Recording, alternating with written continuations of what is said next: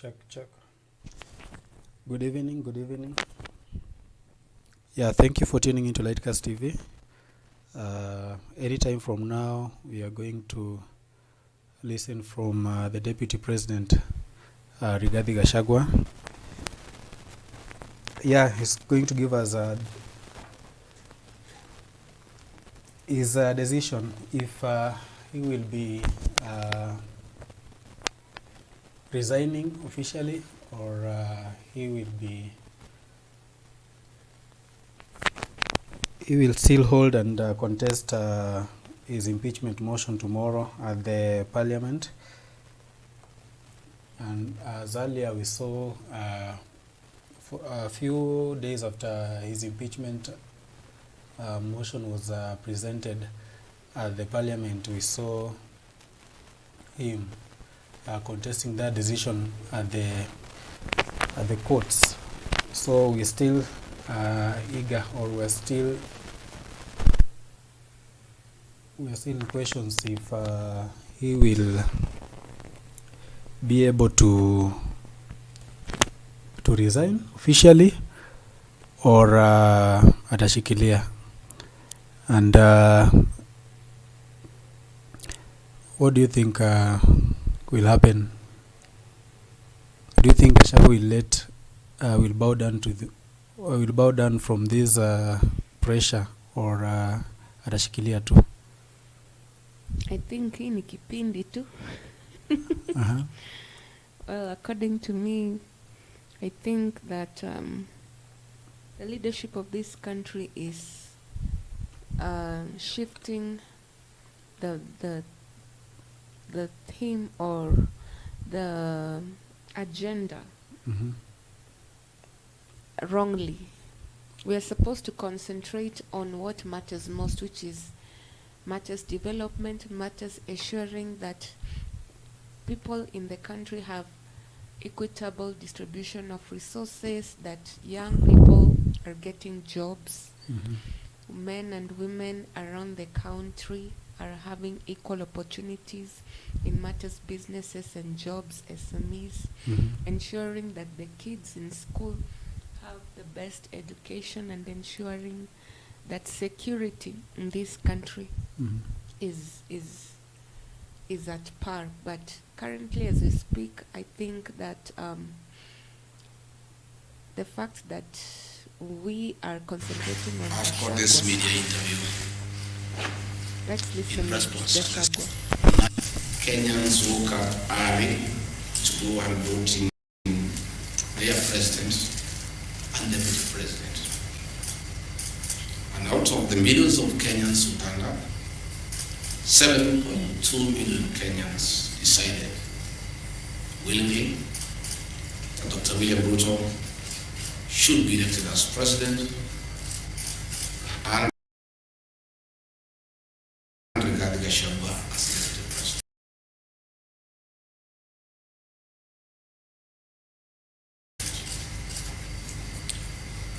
I think it's fair when members of parliament decide that they want to move the deputy president from office as deputy president, hear his side of the story. I think it's very fair. And I thought it's also respectful opportunity to hear from me before the honorable members, because they are the ones who elected me to office. Article 1 of the Kenya Constitution says that the power, the sovereignty of this great nation rests with the people. In Parliament, that is the National Assembly and the Senate, enjoy the delegated authority from the people. It is therefore very important that the people who elected me as Deputy President get my response of the very outrageous accusations against their Deputy President that have no basis, that is sheer propaganda, that is a scheme to hold me out of office because of other political considerations, and has nothing to do with violation of the Constitution. It has nothing to do with gross misconduct, and it has absolutely nothing to do with committing international or national crime. crimes. The people of Kenya are therefore entitled by right to hear from their Deputy President what is his response to those outrageous allegations. Again, an attempt to do a public participation in a very short exercise that was done. My response was not part of what was presented to the people of Kenya. The people of Kenya were being asked to give their views as to whether the Deputy President should be impeached from office, and the accusations were attached, but in a highly legalistic language beyond the comprehension of many Kenyans. But the response of the Deputy President was not there to enable them make an informed decision by listening to the charges against him and listening to his response. Because the rules of natural justice demand that no man should be condemned unheard. My lawyers will be vigorously challenging that public participation as a nullity, and that does not meet the threshold of public participation as expounded by the Supreme Court of Kenya during the celebrated case of Governor Peter Wabora. The motion alleges that 2 years since assuming office, Rigathi Gachagua has acquired property and wealth whose estimated value is 5.2 billion, despite his known income by way of employment is 24 million. This is extremely outrageous. Honorable Mutuse goes ahead to give properties that he alleges are owned by one Rigathi Gachagua. I trust he was just given a document to sign. Had he taken some bit of time to do some research, he would not embarrass himself in the National Assembly. James Derito Gachagua was the governor of Nyeri and died in London on the 24th of February 2017, and yours truly, Rigathi Gachagua, was by his bedside. Prior to his death, 3 or 4 weeks before, in privacy, he wrote his will and appointed Rigathi Gachagua as an executor of that will, jointly with Mwai Mathenge, his close-time buddy who is a quantities affair, and celebrated lawyer Njoroge Regeru. The three of us were tasked to manage his estate. In the will, you'll be given a copy. He did put his properties and assets and cash and anything that he owned in this world.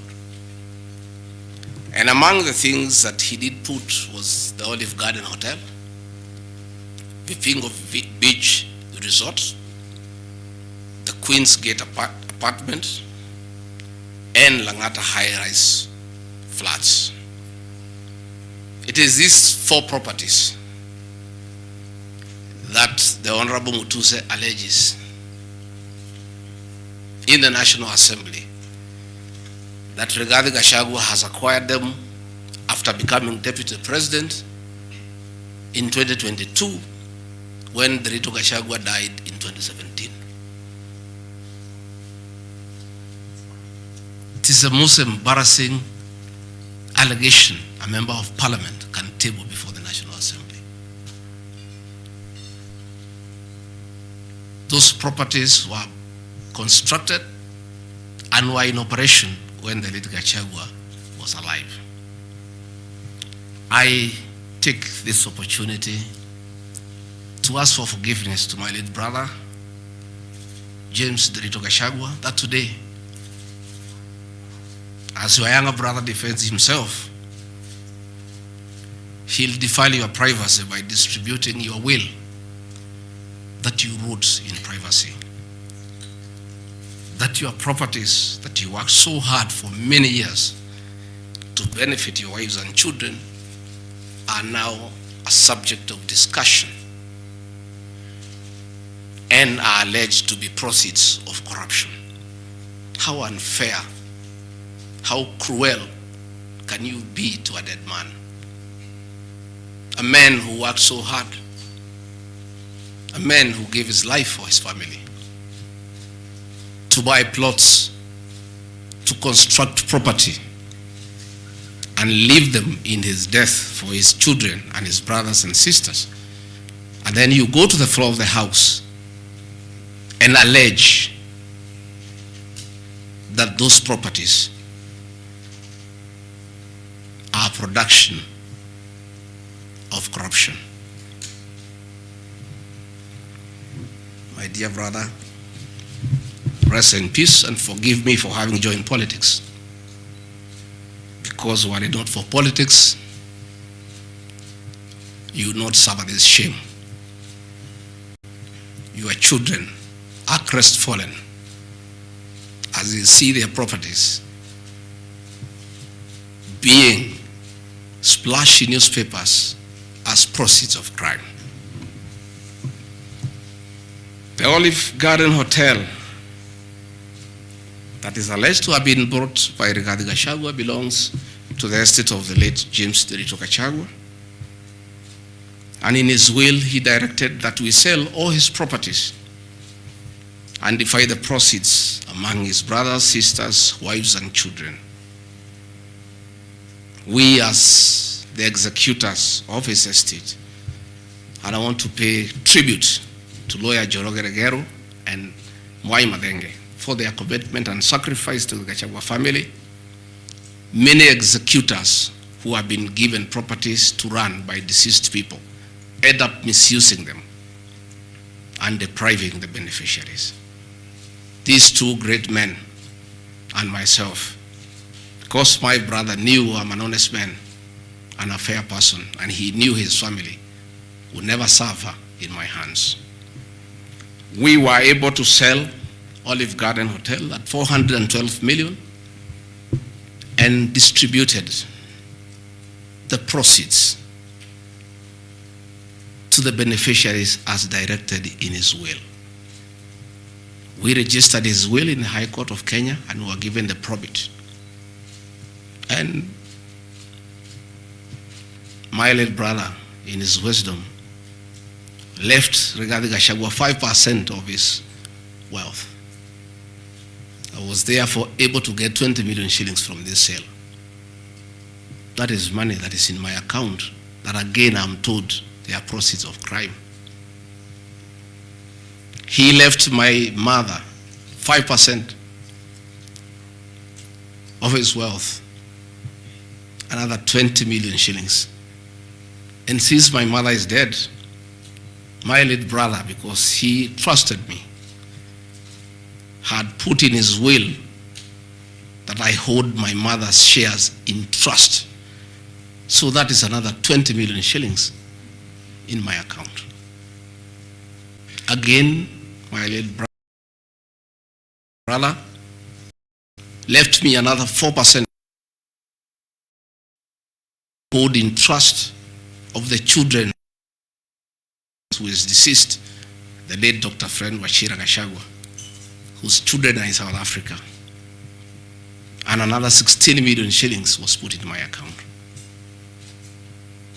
My late brother gave 2% to my wife, Pastor Dorcas, because of her kindness of looking after him when he was ill. All this money that has come to me from a dead brother, I'm being told are proceeds of crime.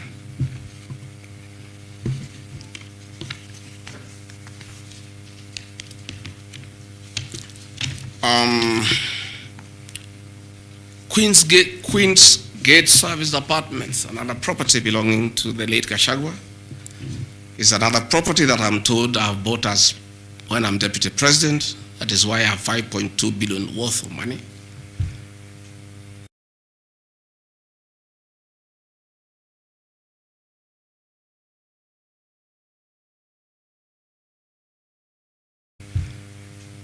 Debts. And today, as the late Gachagua'S in heaven, he has no debt. Again, I want to thank my fellow executors, Njoroge Regeru and Mwaimatenge, for what you have done for my brother. Vipingo Beach Resort in Kilifi was Gachagua'S holiday home, a beautiful palatial resort on 3.5 acres on the beach. I remember with nostalgia that he used to host us there every Christmas to enjoy ourselves.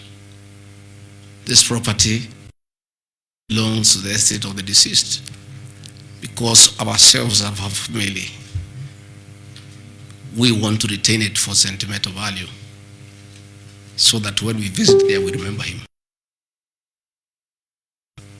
The Honorable Mutuse again goes to the, in a very emotional manner, quoting the Bible, says that this property has been bought corruptly by the Deputy President without knowing where the money has come from. I have seen some land, Ruguru Kiamariga. To start with, Ruguru Kiamariga is not in Madeira East constituency. It is in Madeira West constituency. In haste to dispose of the Deputy President because of political deceit and conmanship and betrayal, they could not even get it right where the land is situated. They were in such a haste to get rid of the Deputy President.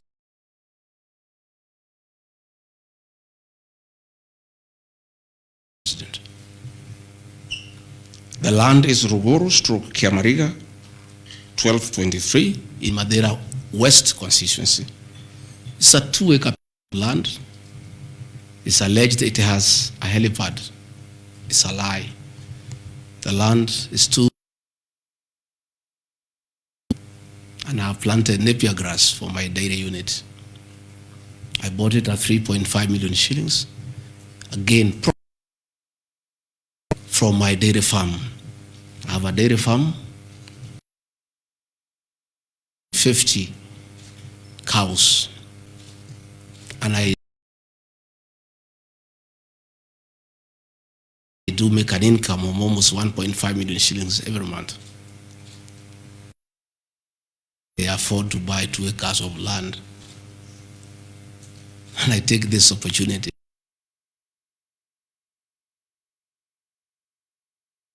Anytime I've gone to the Rift Valley, in appreciation of the support I give, President gives me a cow or 2. And within 2 years, I have the largest dairy farm in Madeira of the college.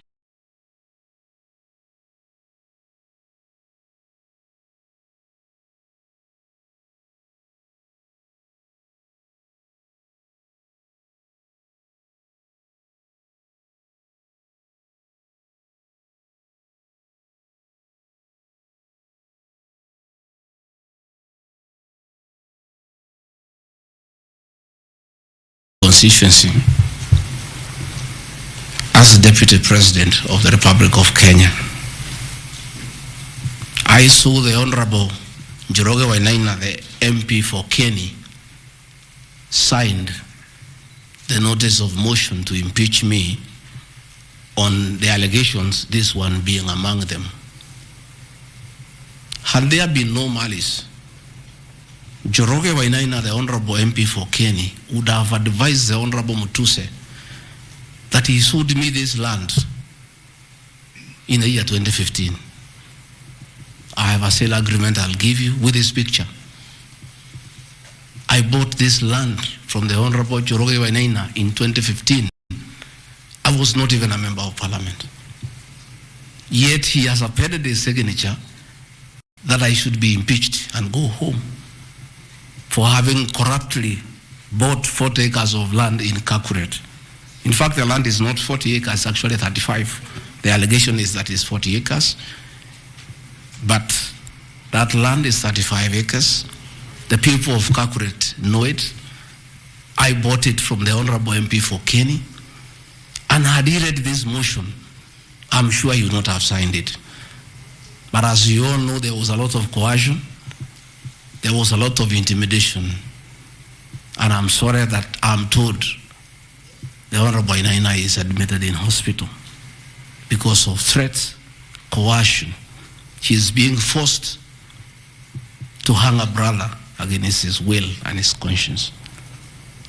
These are the lies that Mutuse brought to the National Assembly and asking the people of Kenya to get rid of the Deputy President of the Republic of Kenya based on lies.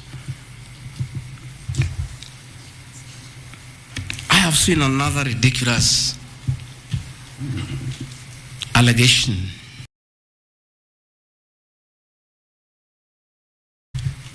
that the Honorable Rigathi Gachagua, Deputy President of the Republic of Kenya, has since becoming Deputy President, acquired 80 acres of land in Meru. That is false. What is true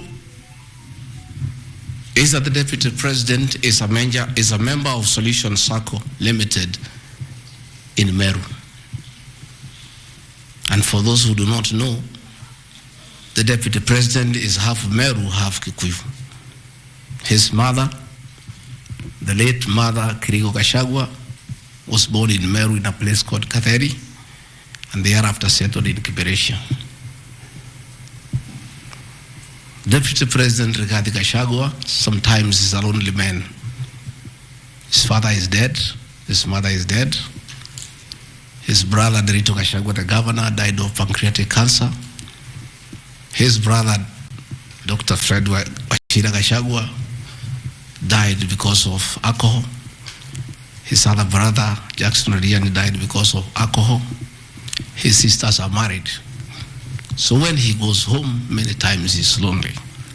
And he decided to look for some land in Meru where he can go and build a house and be among his relatives, his mother's relatives. And in the process, I identified a 29-acre land and borrowed money from Solution Circle, which I'm paying every month. We'll give you documents to show you that this is 29 acres, not 8 acres, that I have bought from a loan that I have taken as a member of Solution Circle in Meru, the land of my mother, and which I call home. I have seen an allegation that I have a dairy farm in Nyandarua. I don't have a single animal in Nyandarua. I have some little land in a place called Shamata, but I'm yet to do anything about it. I think I just mentioned it to one of the member of parliament for that area called Gachagua that I would like to start a dairy farm. And I think in those rumors in parliament, the Honorable Mutuse went ahead to say that I own a dairy farm in Nyandarua. I own no such farm today, but God willing, because of the good climate in Daragwa, in Shamata, one day, God willing, I'll have a huge dairy farm. I have seen companies listed just to create an impression that Rigathi Gachagua is doing business. I want the people of Kenya to know that Rigathi Gachagua was a businessman before he became a politician. And he had a life. And that life is part of his history. So getting companies that were associated with him 15 years ago, 13 years ago, 10 years ago, and publishing them, it's just being mischievous. My life did not start as Deputy President. I left university in 1989 and served the public for 15 years up to the year 2002. I left for the private sector for another 15 years. In those 15 years, I was a very astute businessman. And luckily for me, maybe of you are not that lucky, it was during the Kibaki era when things were working. The economy was strong, business environment was right, and there was room to make money. And I made money that time. Those are old companies, and they are not trading. And when I became deputy president, a few companies that owned properties, I transferred to my children, and I told them to continue doing business and not to do business with the government because I don't want conflict of interest.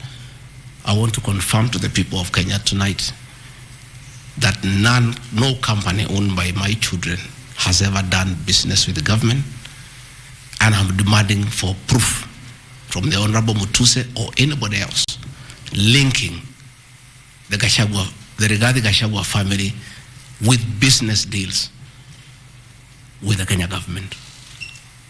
I agreed with my children that they do business with the private sector, do farming, and run the family business that I bequeathed them. These companies are all listed.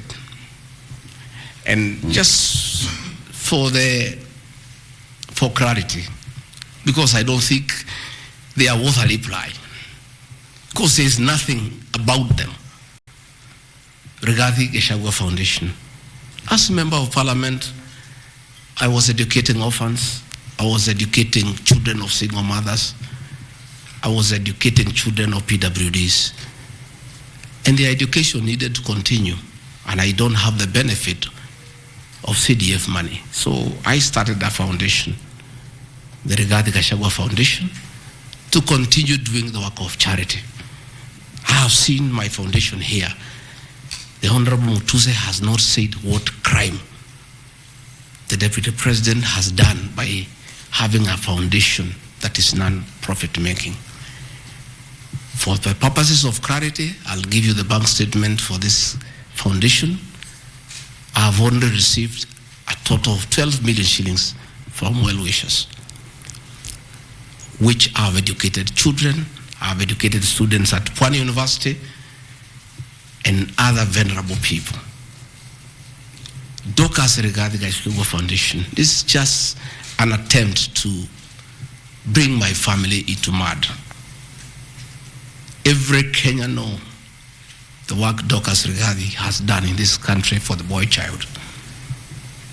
She has opened clinics for addicted children, and she gets a lot of money in her foundation.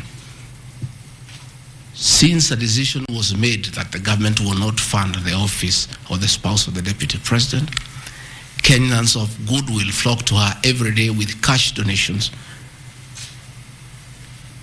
with material donations, for her to continue with a very good program she's doing of rehabilitating children in Kilifi, in Mombasa, in Nyandarua, in Laikipia, in Nairobi, and her work is well documented.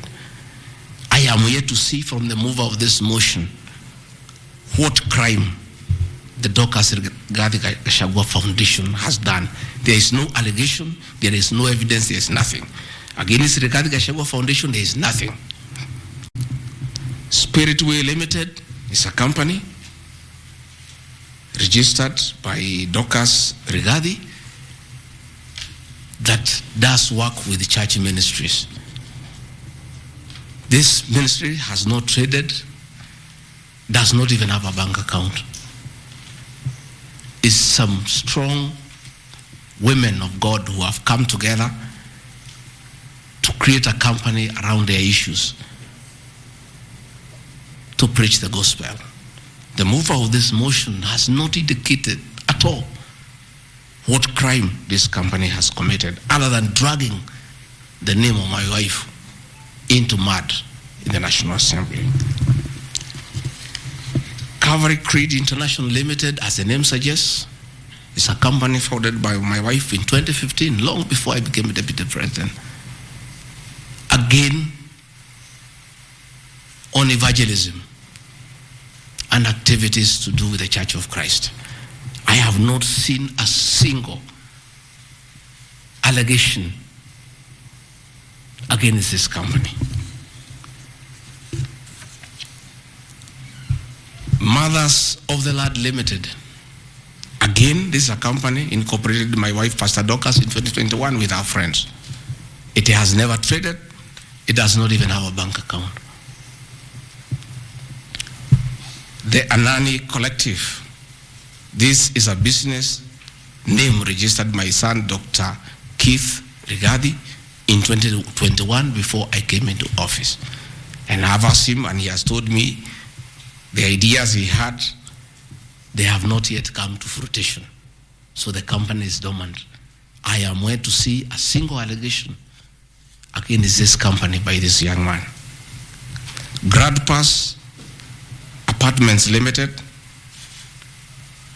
is a company that the executors of the late Gachagua put together to manage Langata View Apartments.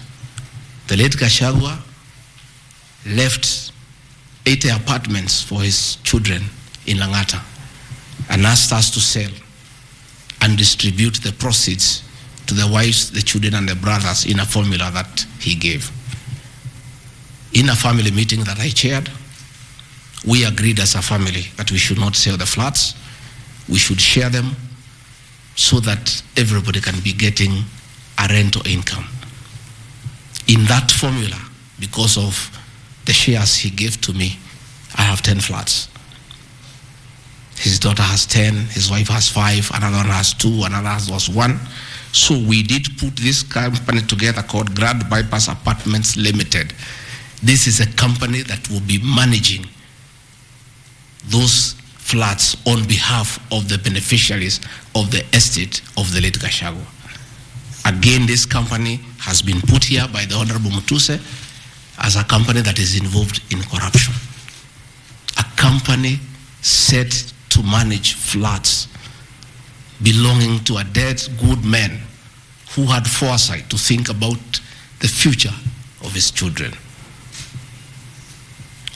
And in his death, he is being haunted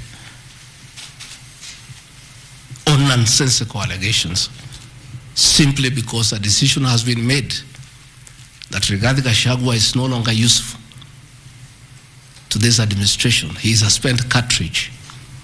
His work was to help fight Uhuru Kenyatta and get President William Ruto to power. And thereafter, he is of no use. So he should be dispensed with, and somebody else can be appointed. Again, it's the will of the Kenyan people. That is the viciousness that we are even fighting the dead. How cruel can we be? How insensitive can we be? What is this power thing? That you even fight the dead for you to entrench yourself in power and get rid of your perceived political enemies.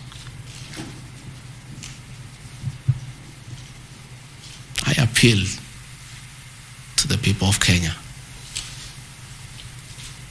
to have respect for the dead, if nothing else. People may have money, they may have power, they may have everything, but they must remember that it is very respectful to respect the dead.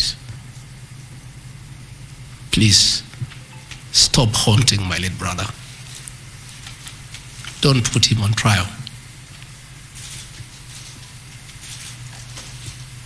He committed no crime by working hard and leaving an inheritance for his children and entrusting his brother, Rigathi Gachagua, to look after that property.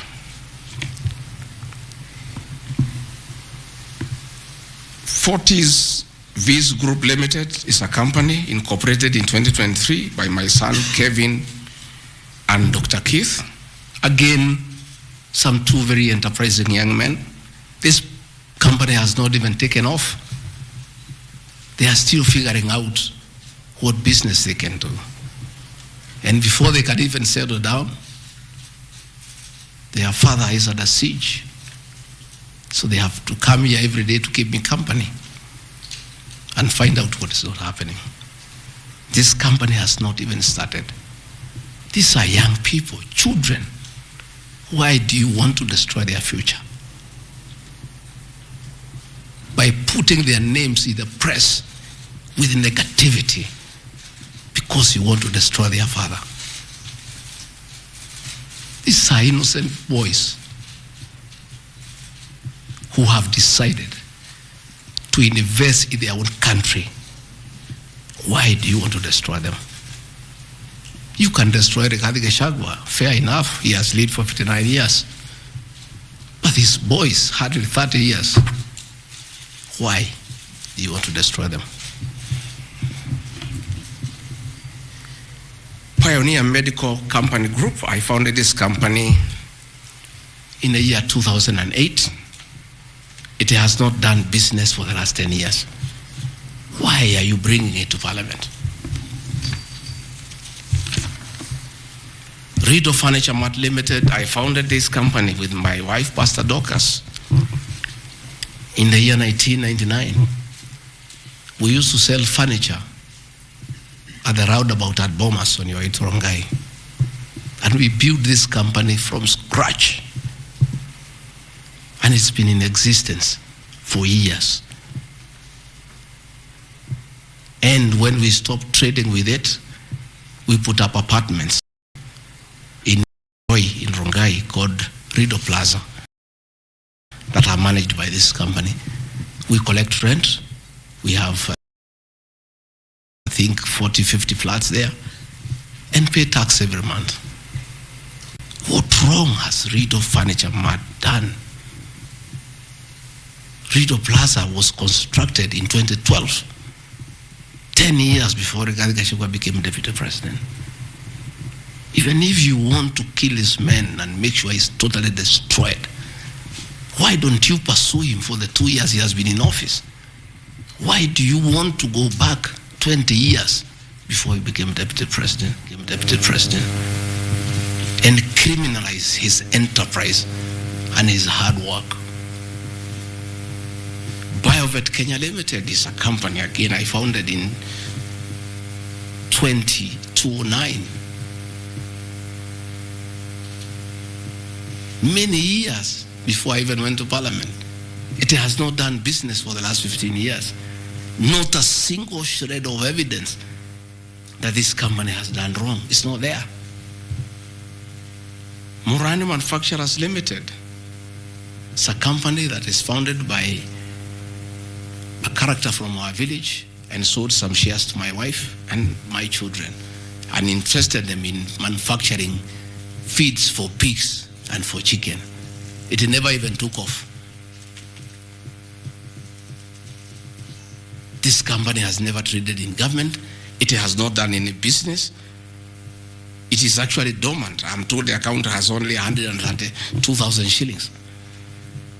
And you want to set the Deputy President of the Republic of Kenya, a man elected by 7.2 million Kenya shillings, because his wife and children have some shares in a company that has 132,000 shillings. Surely. Delta Merchants Limited is a company I founded in 2009 during the Kibaki era. It has not done business for 15 years. We demand that you say what this company has done. Wamunyoro Investments Limited is a company named after my village in Wamunyoro, which I founded in the year 2001 as a construction company. This company owns a lot of property that I bought in those years when the economy of this country was on sound footing. Since I became deputy president, we ceased all activities of this company. It has not done a single transaction with anybody. The company is dormant, but it owns property. Those properties were bought and acquired long before I became deputy president.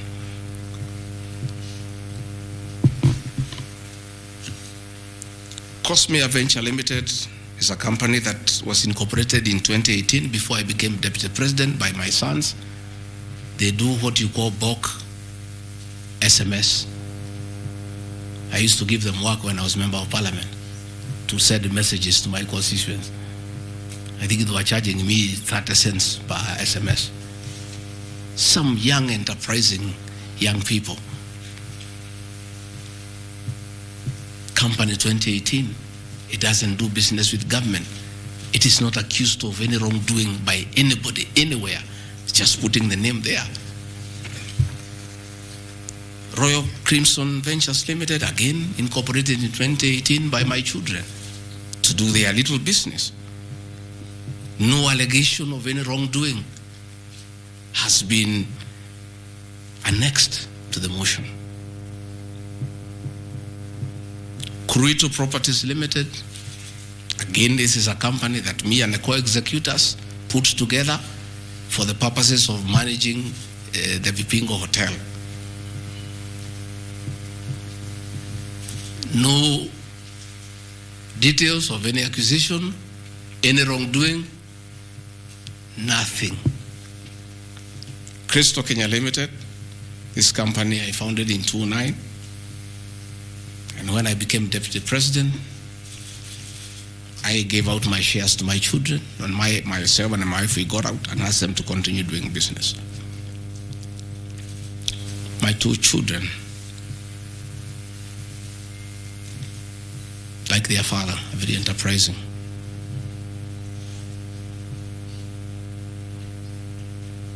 Nyeri County, where I come from, we were hit badly by COVID, and all our hotels shut down. Hundreds of jobs were lost. Many people who were supplying to those hotels shut down. The two most important hotels in Nyeri is the Outspan Hotel and the Treetops Hotel, and they are always run together.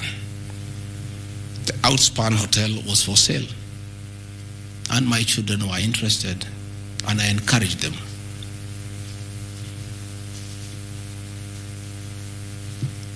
Treetops Hotel cannot be sold. It belongs to Gachagua'S. It's a government hotel. You can only lease. And the person who owned Outspan Hotel had also leased the Treetops Hotel. So my son acquired Outspan Hotel and got an assignment of the lease. So they don't own Treetops Hotel. It's on a lease from Gachagua'S to Aberdare Safari, then an easement to Cristo Kenya that is run by my children.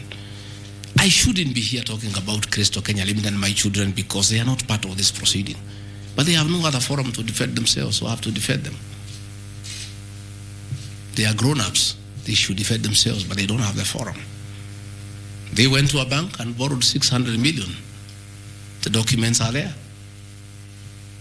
And bought a hotel and bought the lease.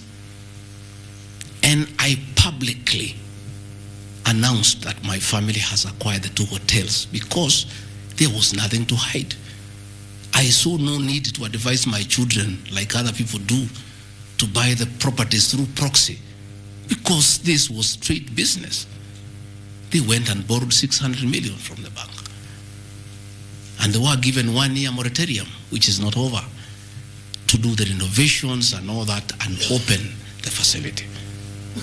But I want to thank my son, Dr. Keith Rigathi. He worked very hard. That I think last month or so, I was at the Treetops with the British High Commissioner to open the Treetops. The Treetops is so important to the people of Nyeri and the Aberdare ecosystem. It is in the Treetops Hotel that Princess Elizabeth slept as a princess and woke up as a queen.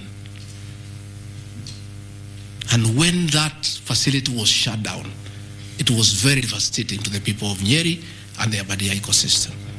So when the people of Nyeri heard that the son of the deputy president is interested in leasing that facility from Gachagua'S and reopen it, there was joy and ululation in the Abadeas. Since this hotel opened,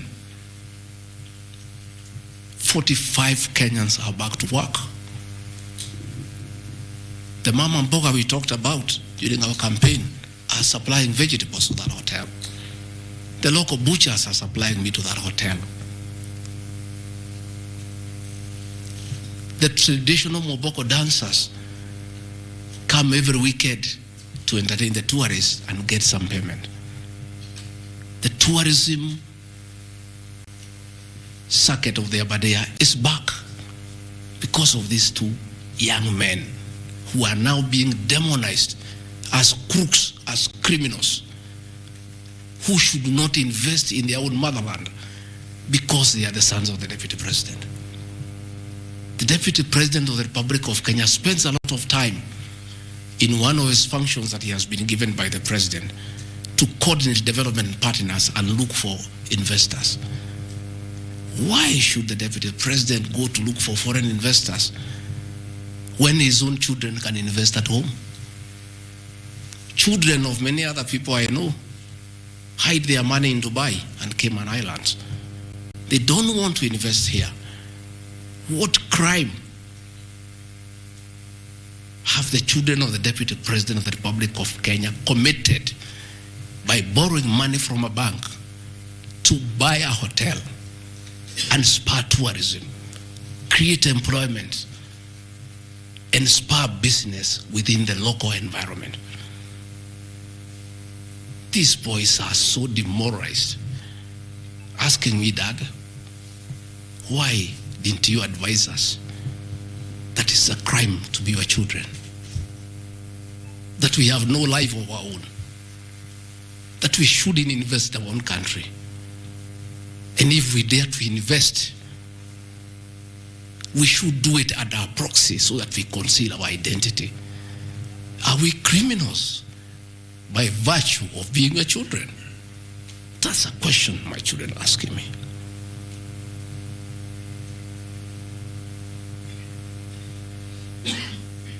What crime can children of Kenya commit to borrow money from a bank and start an enterprise and employ people and spur tourism?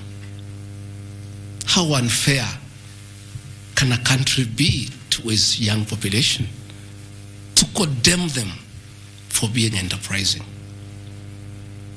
I'm being told by the National Assembly that I need to be impeached from office because my children have dared to borrow money, buy property in their name and invest in their own country.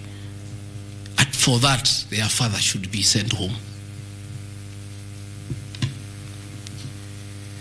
I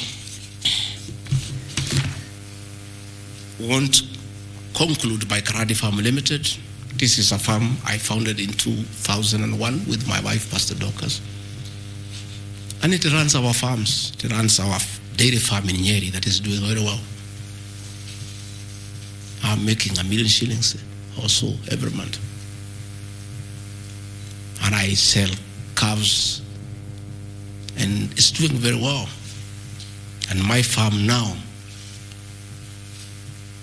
has become a model farm for the local farmers. We are doing chicken, we are doing rabbits, we are doing sheep. Again, nobody has told me what crime has Karandi Farm committed.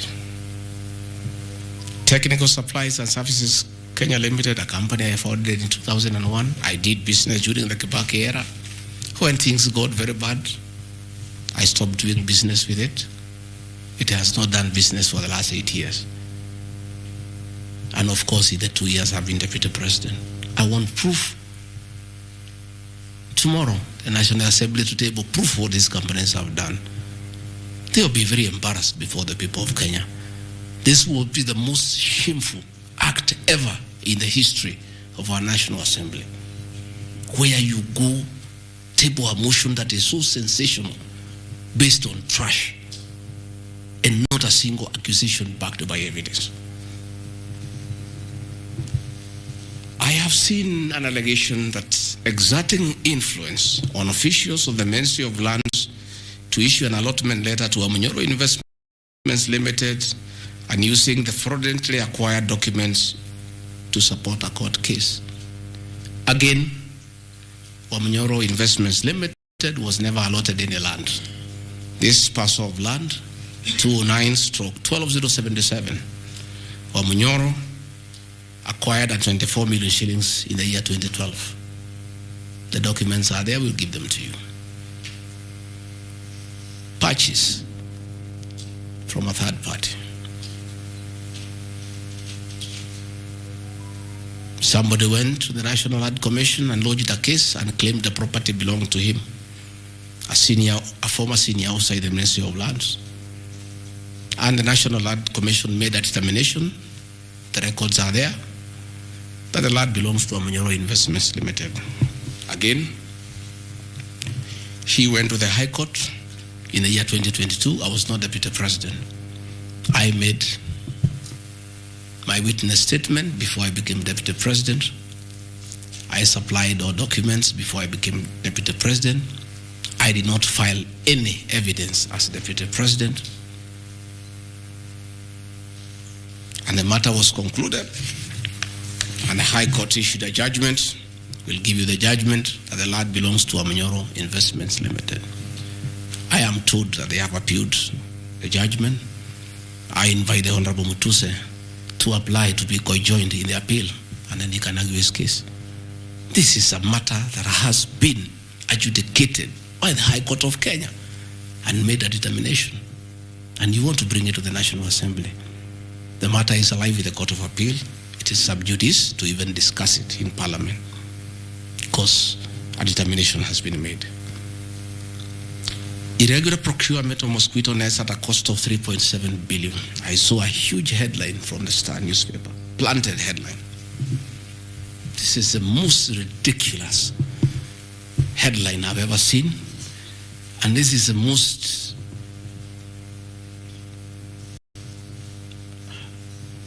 I lack a proper one, and I don't want to speak in Kikuyu.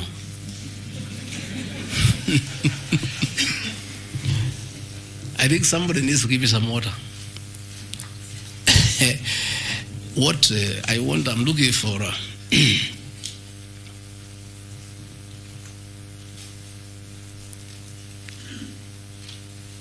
I have seen that allegation, and I want to respond as follows. One,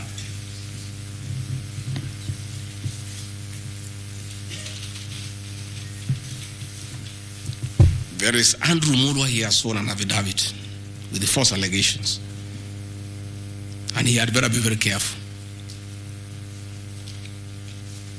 because he has made a statement on oath. In the affidavit, he says that Deputy President was involved in KEMSA 3.7 billion irregular procurement of malaria nets, either directly or through proxies. Further,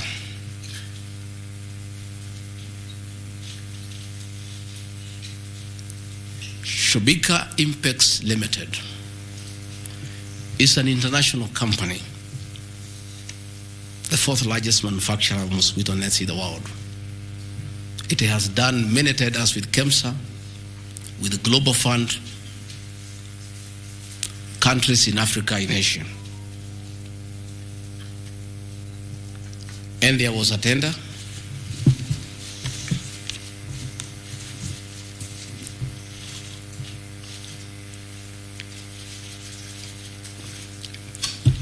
There was a tender funded by Global Fund through KEMSA, and it was an international tender for manufacturers. The company owned by my son Christo Kenya Limited are not manufacturers, and they did not participate in any way in the tender. In any way. What happened is that in the year 2014, 8 years before I became Deputy President, Shobika Impex Limited appointed Christo Kenya as their local agent, whose work is to do their errands and follow their supplies at the ports of entry. Crystal Kenya did not participate in this tender. It was done by Shobika. KEMSA wrote to Shobika and said, your tender was not successful because you had a problem with pagination of your security document. Pagination. Those of you who have done tenders, you number the pages. And if they are not right, you can be disqualified. And therefore, they were told, can you come and collect your bid board? Your original bid board. That's what happens. If you participate in a tender and you don't win, you are asked to collect your bid board. And they kept on coming to collect the bid board. It was not available for almost 3 months. And they asked the local agent, that is Crystal Kenya Limited, can you follow up on our behalf? We participated in this tender. We did not win. We have a letter asking us to collect the bid board.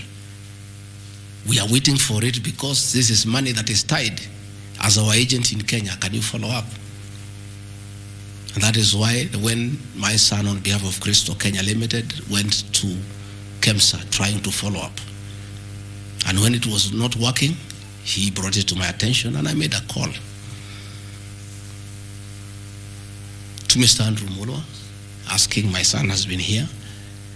There's a little issue about a bid board of an unsuccessful tender. Why is it that this is money that is tied?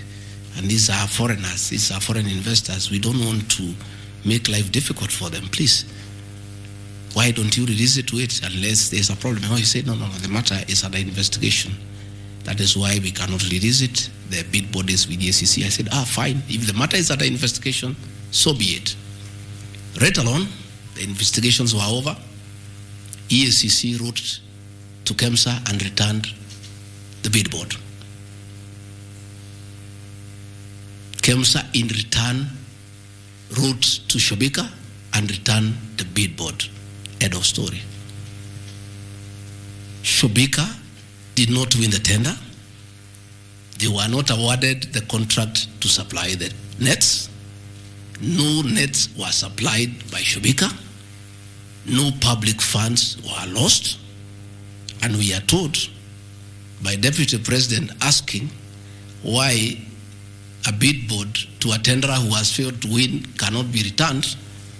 He endangered the lives of the people of Kenya. That is how absurd the allegation is. There is no evidence that the company with my son participated in the tender. They did not participate.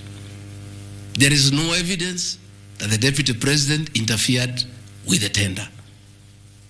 The only crime is that urging so that we don't frustrate foreign investors. If they were not successful, why are you keeping their tender security? You need to give it to them. And it was a lot of money. I think it was 500 million or something like that. So I want to say this is a very ridiculous, and I take great exception to the headline by the Star. Please, we'll give you the documents. Tell us, where was the Deputy President involved in a tender? This is a tender that never was. And for the record, to show that this tender had no problem, after the investigations, during the investigations, the CEO, Terry Ramathani, was suspended to allow investigations as it should be. And Mulwa became the CEO. Mulwa was not there during the tendering. He came after the tender had been annulled. And he was dealing with the aftermath of the annulment of the tender, that is returning the bid boards, sending document to ACC. After investigations by ACC and the Senate were concluded, Terry Ramathani was appointed by President William Ruto as the Deputy High Commissioner to India. That tells you, because when those appointments are made, the head of public service rights to ACC, DCI on issues of integrity. Terry was cleared, which means there was no scandal. And again, and most important, no public funds were lost, no nets were supplied. Therefore, this is another fishing expedition to just justify the 5.2 billion. I think that is why they were putting the 3.7 billion to make the maths to add up. You know, when you want to talk big figures, you must look for 3.7, 600 and all that. Even all these things I've read here, if you take your phones, we are nowhere even, we have not reached 2 billion. Because Olive Garden 400 million, Queensgate Apartment 600 million, Outspan and Treetop 600. So these are just figures that were being put to the people of Kenya so that they can see us into bad light. Unnecessary and expensive renovation at the official residence in Karen and Mombasa. How Mutusen knew it's unnecessary, I don't know. He has never been here. You guys were here before. When President William Ruto was deputy president, he was denied funds for 5 years. This place was in very high state of disrepair. It took me 7 months to move in. The roofs were leaking, the toilets were blocked, the septic tanks was broken down, the borehole was broken. There was nothing. Parliament, in its own wisdom, allocated funds for the renovation of this residence. As a deputy president, I have nothing to do with public expenditure. In fact, at that time, the accounting officer, between 2022 and 2023 financial year, was the State House Controller. Procurement was done, tender was awarded, and the renovations were done. And you can see the place looks good. There was need to dignify the office of the deputy president because he has a function of coordinating development partners. Ambassadors and high commissioners and all sorts of international visitors are always here. So to dignify the office of the deputy president, the residents needed to be in the right standard, and that is not my decision, and I have nothing to do with it. As for the contractor who was awarded the job, I don't know him, and I don't need to know him. I have no business. Where he transferred his money, I would not know. I have no access to his account. Whether he is related to me, the answer is no. I don't know him. And for the record, I don't wish to know him, because it's not necessary.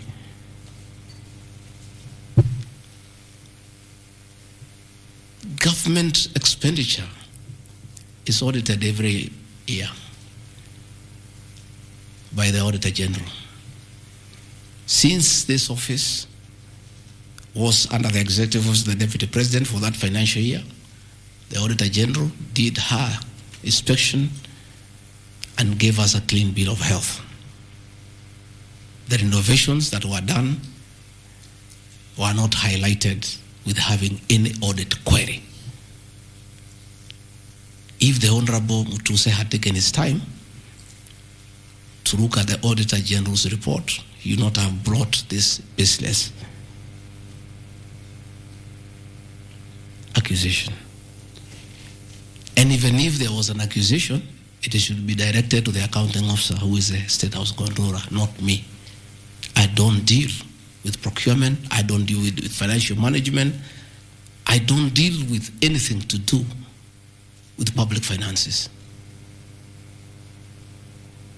But since the matter has been raised, I have to answer to it. I have looked at the Auditor General's report, clean. I have looked at the contract, it's signed by the Controller of State House. As to the work, that I can attest, they did a very good job. And this residence has been dignified. The same with the residence in Mombasa. You know, the residence in Mombasa is where President William Ruto and his wife, Mama Rachel, were chased away, and the house allocated to the regional commissioner. And on assuming office, I took up the residence. It was in state of disrepair. Again, it was renovated. It's a good place. And I normally go there when I go to Mombasa. And it makes a lot of sense. Because before the renovation of that residence, anytime I went to Mombasa, I normally have a huge delegation of security people, hospitality, and all that goes with the office, not really me. The bills were very expensive. It makes a lot of sense to have an official residence for the Deputy President in Mombasa, so that when he is there, you cut down on public expenditure.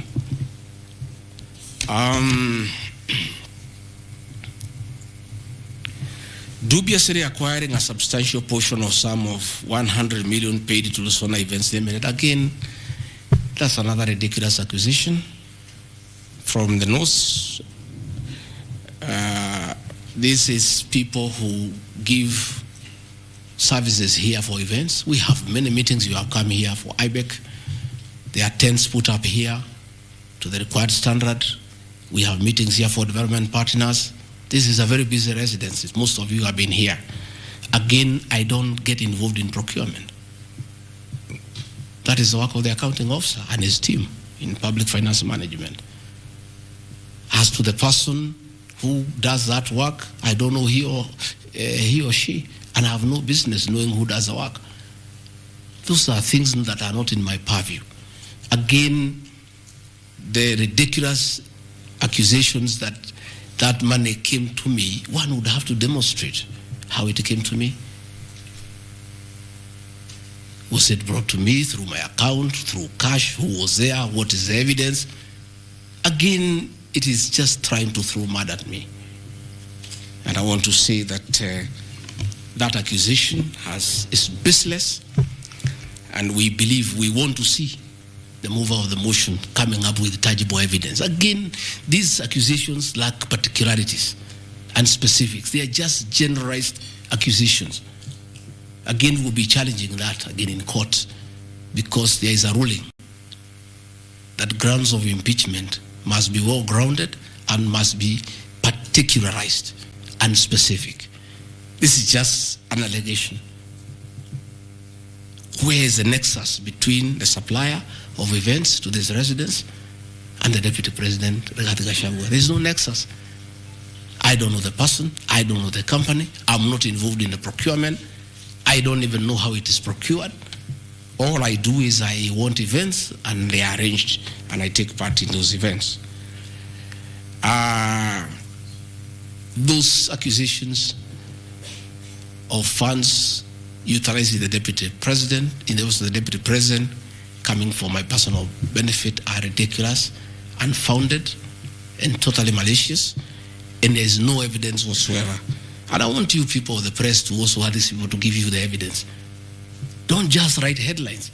Ask, where is the evidence? Where are the particulars? You know, you don't just allege, oh, this particular supplier, this money went to the Deputy President. Yes, fine, that is good. How? How did it go to the Deputy President? You must explain.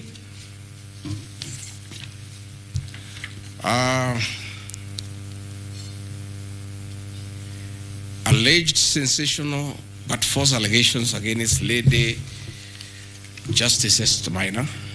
It is alleged that a special notice of motion at ground 4 had a gross violation of the Constitution, that I publicly attacked the Lady Justice Esther Minor and falsely threatened to bring action against her. I did not threaten to bring any action against Justice Minor. I did bring action against her. I was just informing the public because I'm a public officer and I have freedom of speech. I have filed a petition before the Judicial Service Commission against Justice Esther Minor in issues I felt I did not get proper justice. So I did not threaten her. I did what the law says. If you are not happy with the conduct of a judge, you file a petition before the the Judicial Service Commission, which I have done. Again, I don't want to delve before the matters because it is against sub judice. But that I have done, so I cannot be threatened. I cannot be said to threaten her. And again, I have a right as a leader, as a Kenyan, to say what I'm doing. And I did say publicly that I will bring a petition against her. I have done it. And the evidence is there. You see it. We have filed a petition, and we are waiting for it to be concluded.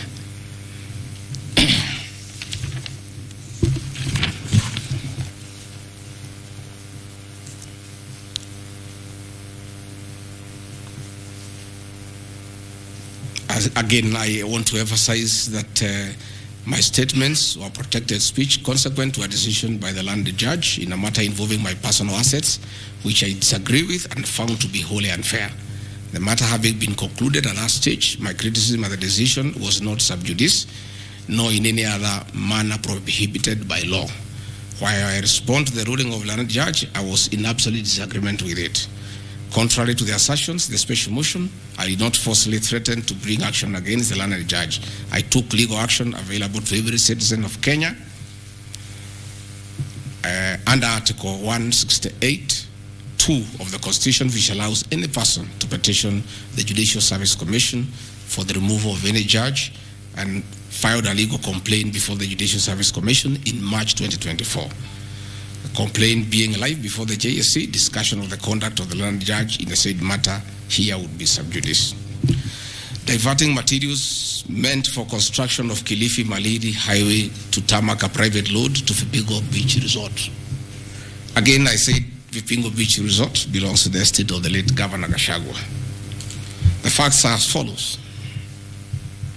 King Charles III visited Kenya between 30th October 2023 and 3rd November 2024.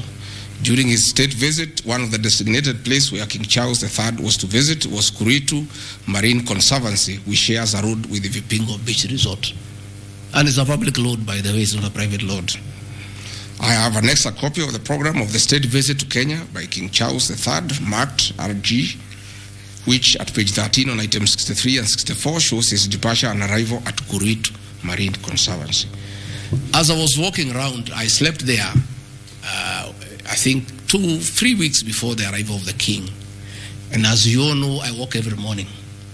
And as I walked on that road, I found there was a lot of activity and tarmac was going on. I was very happy and I asked what was happening. And I was told that the king himself, the third, will be coming. So, like all other residents of that area, we are very indebted to King Charles III.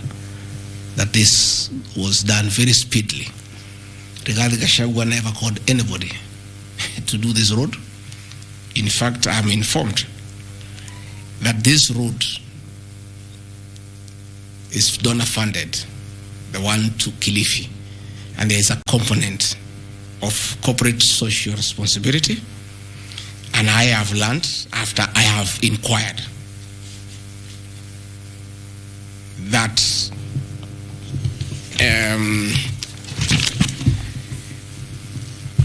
these people of that road is called Takaungu Shariani Vipingo. It's off the main road, and I am made to understand that Kuritu Marine Conservancy, Vipingo Secondary School, Shariani Primary School, among other stakeholders, including a public market, applied to Kenha to be considered for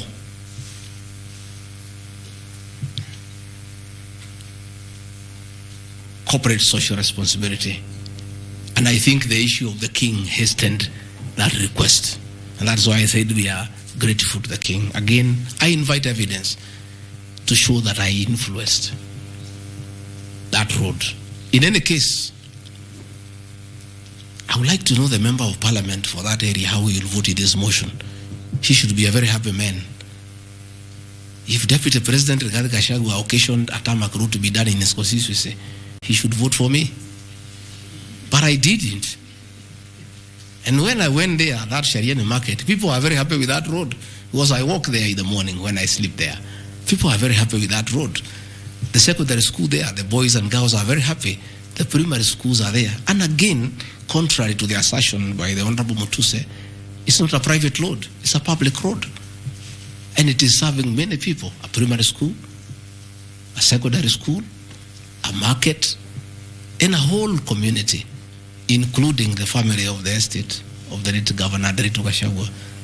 We are just beneficiaries of good deeds by our government that were hastened by the arrival of His Majesty the King III. Undermining the President and the Cabinet by allegedly making contradictory public statements from the position taken by Cabinet regarding the evacuation of the people residing along Nairobi River. To start with, for the record, President William Ruto has never complained to me that I have undermined him. If he has told that to Honorable Mutuse, I would like to know that he has complained to Honorable Mutuse that his deputy has undermined him.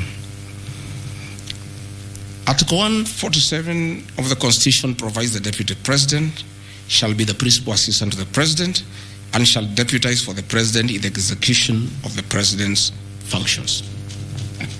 Article 28, which states that every person has inherent dignity and the right to have that dignity respected and protected. Article 29C, which states that every person has the right to freedom and security of the person, which includes the right not to be subjected to any form of violence from either public or private sources.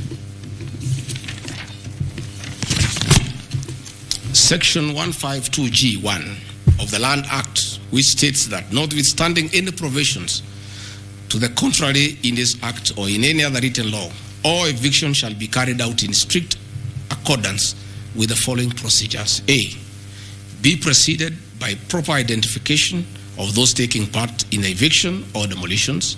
B, be preceded by the presentation of the formal authorizations for the action. C, where groups of people are involved, government officials or their representatives to be present during an eviction. D, to be carried out in a manner which respects the dignity, right to life and security of those affected. Included special measures to ensure effective protection to groups and people who are vulnerable, such as women, children and elderly and persons with disabilities. F, include special measures to ensure that there is no arbitrary deprivation of property or possessions as a result of the eviction. G, include mechanisms to protect property and possessions left behind involuntarily from destruction. H, respect the principles of necessity and proportionality during the use of force and give the affected person the first priority to demolish and salvage their property. Critically, our Constitution provides at Section 147(2) that first, the Deputy President shall perform the functions conferred by these constitutions and any other functions of the President as the President may assign. Pursuant to Article 3 of the Constitution, I, as well as every citizen of Kenya and state of public officers, have the obligation to respect, uphold, and defend the Constitution in performing any of my functions. The national values and principles of governance contained in Article 10 of the Constitution by those state organs, public officers, and all persons, including myself as the Deputy President, wherever we make or implement public policy decisions. In relation to this matter, these national values and principles include the rule of law, democracy, and participation of the people, human dignity, equity, social justice, inclusiveness, equality, human rights, non-discrimination, and protection of the marginalized. Adherence to these principles became extremely important when we, as state officers, are contemplating legal evacuation of citizens with a duty to avoid inhuman forced evictions that would be contrary to our Constitution and international law. While campaigning with the President, and subsequently when I was sworn in as Deputy President, you can remember, I promised as a key pillar to the Kenya Kwanza government that there will be no forced and unlawful evictions and that all evictions shall be human and entail legal compensation. You remember my inauguration speech. I said never again shall this administration carry out inhuman evictions in a brutal manner as was done in the previous administration. I and my office, the Office of the Deputy President, have undertaken extensive engagement with all parties in regard to the cabinet decision on eviction, which I fully support, including the Nairobi River, which is an entity under the ODP and County Government of Nairobi. Adherence to these principles become extremely important when we as state officers are contemplating legal evacuation of citizens with a duty to avoid inhuman forced evictions that would be contrary to our Constitution and international law. Guideline number 6 of the United Nations General Assembly, guidelines for the implementation of the rights to adequate housing, prohibits forced evictions, and the state should ensure that any eviction under domestic law are fully compliant with international law. The guidelines further require meaningful engagement with communities to ensure that the rights of residents are implemented cooperatively without the need for eviction procedures or police enforcement.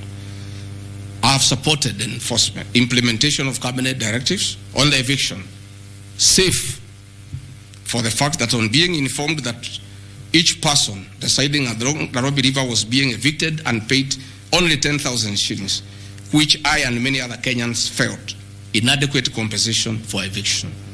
I insisted that the government should abide by constitutional dictates and international norms while implementing any cabinet decision, including eviction, and maintain the dignity of citizens of Kenya facing evictions. My statements did not and cannot be construed to undermining the president, because the president, like me, sought to defend the very constitution. I hope I'm very clear. Am I clear? I cannot, I will not oversee, supervise forced, brutal eviction against the people of Kenya. That I will not, and I can't. President William Ruto and I on the campaign trail gave a solemn undertaking to the people of Kenya that under our administration, that will never happen. So when I was asked to oversee brutal, inhuman eviction against innocent people without notice, without compensation, without due regard to what the Constitution says, I found it very, very difficult, and I rescued myself and allowed the CS for Interior, the Head of Public Service, the PS for Internal Security to proceed. If that is the reason why Rigathi Gachagua should be impeached as Deputy President of the Republic of Kenya and sent home for refusing to undermine the Constitution, for saying no to brutal and inhuman eviction of poor Kenyans, let it be. Undermining devolution by allegedly holding a meeting in Nairobi. Good people. I'm sure you are as embarrassed as I am. That a deputy president holding a public meeting to talk to the people of Kenya is undermining devolution. To start with, Deputy President Rigathi Gachagua, in the duties spelled out by the President under Executive Order number 1 of 2023, he has the duties to coordinate intergovernmental relations. I work with the governors. This is the home of devolution. I hold meetings with the governors every day. I chair IBEC. I cannot be accused, and I need evidence tabled that I undermined devolution. The motion alleges that on 29 September 2024, I unlawfully interfered with the running of the Nairobi City Council government by holding a public rally where I allegedly incited citizens against law directives of the county government on planning and relocation of markets. This is my response. It is not true that I incited citizens against the law directives of the county government as alleged. I wish to clarify and point out that when I held the public rally, I merely requested the governor of Nairobi County to speak and listen to grievances which were being raised by the market traders. Videos will be produced tomorrow in the National Assembly. I, Rigathi Gachagua, asking Governor Sakaja to take time to listen to the people and listen to their grievances. The traders had sought me out to intervene and request the governor on their behalf to dialogue with them and seek a solution to their grievances with regard to the relocation of markets. Had the governor listened to these traders, they would have had no business coming looking for me. All I was saying is listen to the people. Before you relocate them, have public participation. Most of those traders have lived in Wakulima market for 40 years. They wanted to discuss with the governor what happens to us, what happens to our customers, what happens to the distances that we cover, what about the extra cost of going to the new relocation. And I think the traders were right. Requesting a meeting with an elected leader is their right. And when they requested me to go and meet them, because they were desperate and they needed somebody to hear to them, I did go and speak to them. Again, this motion alleges that on 20 September 2024, I unlawfully interfered with the running of the Nairobi City Council by inciting citizens against law directives of the county government. The leadership of Nairobi business traders approached me sometime in March 2024 at my official residence to discuss multiple issues affecting business and requested engagement in the resolution and intervention on these issues adverse to business. Consequent to this meeting, I directed that short, medium, and long-term strategies be undertaken, coordinated by the Office of the Deputy President, to address the issues raised that are cross-cutting with the agencies including KRA, Kenya Post Authority, Counterfeit Authority, Kenya Bureau of Standards, the National Police Service, Kenya Copyright Board, given that the violation is under the Office of the Deputy President. I was just doing my work. On 11th April 2024, the Small Traders and Government Agencies Technical Committee, coordinated by my office, held a meeting to discuss issues raised by the small traders, including Mudhurwa Market, attended by ODP staff in a supportive role in keeping with the draft framework of cooperation and engagement between government, Nairobi City County, and the Nairobi business traders. Subsequent to that meeting, a meeting on 24th April 2024 between Nairobi City Council and the Nairobi small traders and numerous others, the ODP on 22nd July 2024 invited His Excellency Johnson Sakaja, among other state officers, to a meeting at ODP. Officers scheduled for 22nd July 2024 to review the draft framework of the cooperation and engagement between the small traders and the government of Kenya. On 3rd September 2024, the ODP wrote to Governor Johnson Sakaja and all other stakeholders submitting a final combined draft of the framework for review and feedback. After all the engagement between all the parties and the draft framework, Governor Sakaja decided to arbitrarily proceed with the relocation of Mudhurwa Market. That gave rise to the cry by the people. Meetings had been held, a framework had been agreed on. And as an elected leader, as Deputy President, I think going to listen to people who are in anguish, who are crying, is responsible leadership. The government that President William Ruto and I lead is a listening government. And going to listen to people cannot be an impeachable crime. I would like to know how members of parliament would want to send me home for going to listen to people who are crying that they need to be listened to. I would like to understand. Undermining devolution by allegedly holding meetings to fight alcohol.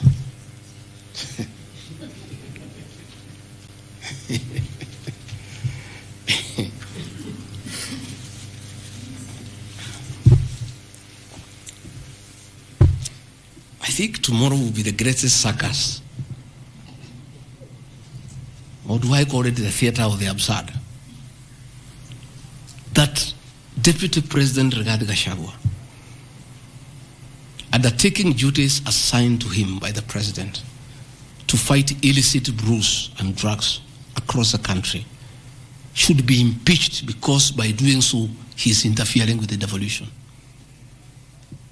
I held meetings in Nyeri, attended by Governor Kahiga, Governor Waiguru, Governor Irogo Kangata, Governor Wamatangi, Governor Kiari Badilisha. I held a meeting in Chuka, attended by governors of Embu, of Tharaka Nithi, of Meru. I attended a meeting in Mombasa, attended by governors of Kwale, a representative of the governor of Mombasa, the governor of Taita Taveta, a representative of the governor of Lamu, to discuss. I held a meeting in Nakuru, nearly with all governors present, and all of us jointly, under my chairmanship, the Ministry of Interior and Governors, we agreed on how to tackle the menace of illicit brews. And we have a good story to tell. Out of those efforts, our young men who are sleeping in trenches are back home. Women are very happy. Their husbands are back home and they are bringing food. In fact, some children have been born. Some have even been named Rigathi because of the effort that I have put in fighting illicit brews. I think the people of Kenya would be shocked to hear tonight that one of the accusations against their deputy president and why he should go home is because he led the battle to fight illicit brews and drugs that has caused havoc among our young people. Please, if Rigathi Gachagua is a problem, why don't you assign this job to somebody else? Because this job must be done. We must get our children off drugs. We must fight illicit alcohol. And saying that you want to impeach the deputy president because fighting illicit brews and drugs is interfering with the devolution. I think this is the greatest joke of the year. Even the 291 MPs who signed this motion, most of them, because I know them, have looked for me personally to thank me for the way I have successfully led the war against drugs and illicit brews. And that is why that sham public participation should have had my responses, so that the women could hear that one of the accusations against their deputy president is that he should be sent home because he was leading the war against illicit brews and drugs. I don't know. I think there is something wrong in this country. That somebody has sat down to draft a motion to impeach the deputy president of the Republic of Kenya. And one of the grounds is that he has interfered with the devolution by leading the war to fight illicit brews and drugs. This is a height of absurdity. And Parliament will be the theater of the absurd. I would like to hear what is the nexus between fighting illicit brew and interfering with the devolution. I would like to know. I've never had any governor complain. I've never had any MCA complain. I've never had any Kenyan complain. The only Kenyans who have complained are few. They are the manufacturers who are manufacturing poison under the guise of producing alcohol. Those are the only few ones.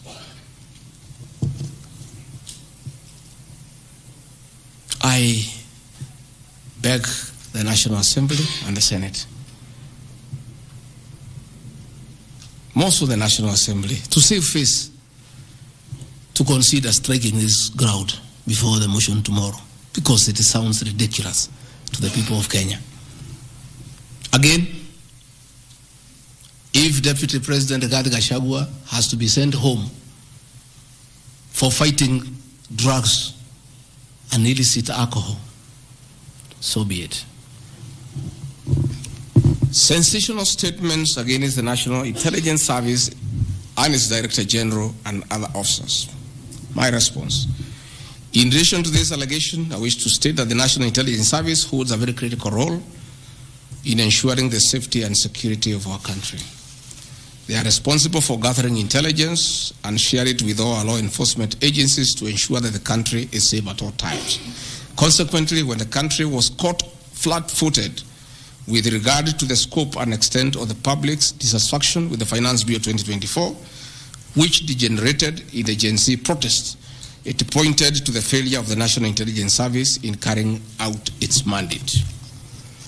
I am persuaded that the National Intelligence Service ought to have known beforehand that the public was completely opposed to the Finance Bill, and they ought to have briefed the President before the protests began, as this would have caused a change of tact by government regarding the proposed bill and protest, which culminated in the loss of innocent lives and destruction of property, could have been avoided. Hence, I express my opinion, as this is in my public media briefing in Mombasa, and my utterances were not any different from what happens to other countries when there is lapse or failure by the intelligence agencies. Many of you will recall that after September 11th terrorist attack in the US intelligence agencies were massively criticized. An inquiry was even opened to investigate why the intelligence agency was not able to detect and thwart the terror attack. Under the Constitution of Kenya, the government agencies are supposed to be accountable to the Kenyan people, including the National Intelligence Service, and calling them out when there is a dereliction of duty does not amount to undermining them. In any case, the Director General of NIS is not above the law. He is a public officer. Just like the President, the Deputy President, Cabinet Ministers, he too is subject to criticism like any other public officer. In fact, I'll have videos. President William Ruto, as Deputy President, at one time criticized the then Director General of the National Intelligence Service. In another video, he heavily criticized the then Inspector General of Police for underperformance. I have learned from my boss how this job is done. It's clear. It's done. I mean, nobody, the President is criticized daily. The Deputy President is criticized daily. And we take no offense. The Director General of the National Intelligence Service is not above the law. He is a public officer. He is accountable to the people of Kenya. And when one feels he has underperformed, he'll be called out. Because that is the nature of the Kenyan state. And this I learned from my boss when he was Deputy President. Again, there was the issue that the President and I committed ourselves publicly. Never again in our administration shall ever we allow abductions and extrajudicial killings. Despite the police keeping on misleading the President to say that there are no abductions, you all know, you have evidence on video that they have happened. And that is what I commented, and I said it is wrong. And because I'm a truthful person, I'll say what is wrong when it happens. Despite the fact that I am compelled by the principle of collective responsibility to be part and parcel of every decision made by government, that I'll continue to do so, but only those decisions that are constitutional and within the rule of law. Abductions and judicial killings are unconstitutional. I will never support them.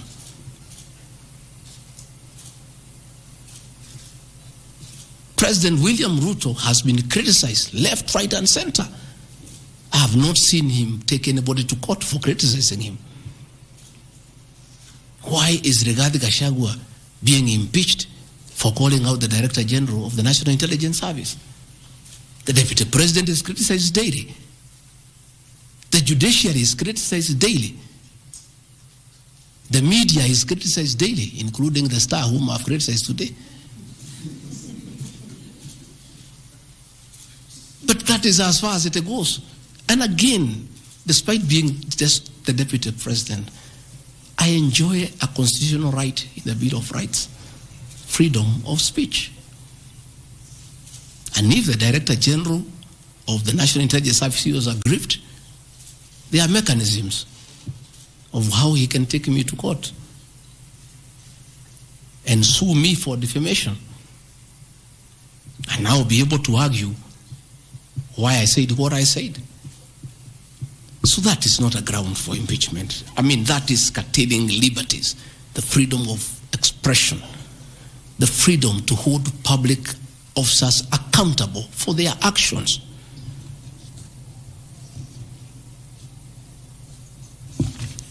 And I want to say finally,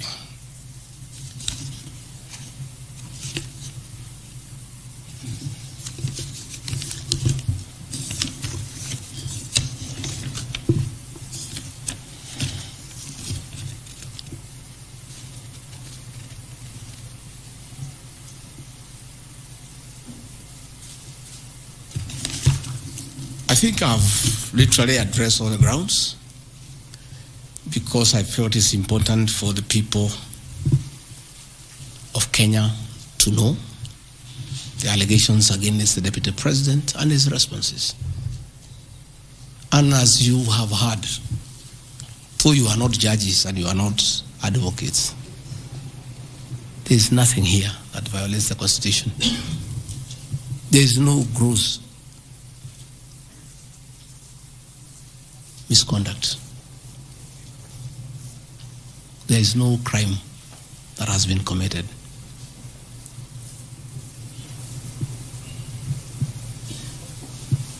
I'm innocent on all these charges, and I want to clarify my apology yesterday to the President did not in any way imply that I'm guilty of these charges. I'm not. I'm not. My statement was that if there is something I've done to the President that I don't know, that probably has upset him, I ask for his forgiveness. But that was in no way an admission of this ridiculous allegations meant to overturn the will of the people.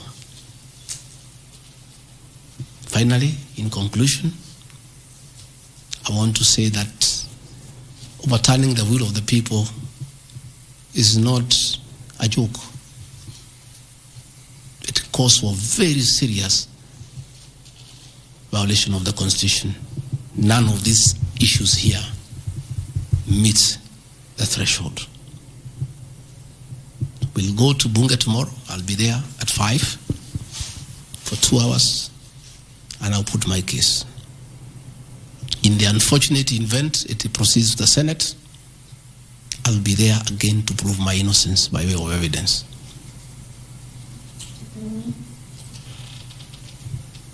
When I called this press conference, there was a lot of speculation that Rigathi Gachagua wants to resign.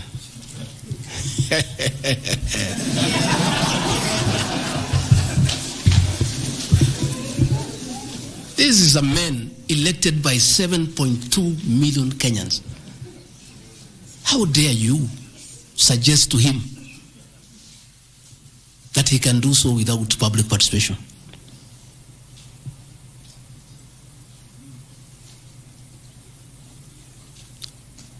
I have no intention whatsoever to resign from this job. I'll fight to the end. I have tremendous respect for our judiciary and the professional judges of the High Court, the Court of Appeal, and the Supreme Court. And in the professional manner they have handled serious issues affecting Kenya. The impeachment of a deputy president elected by 7.2 million Kenyans is not a small matter that can hastily be decided by a few members of parliament and senators and wish it away.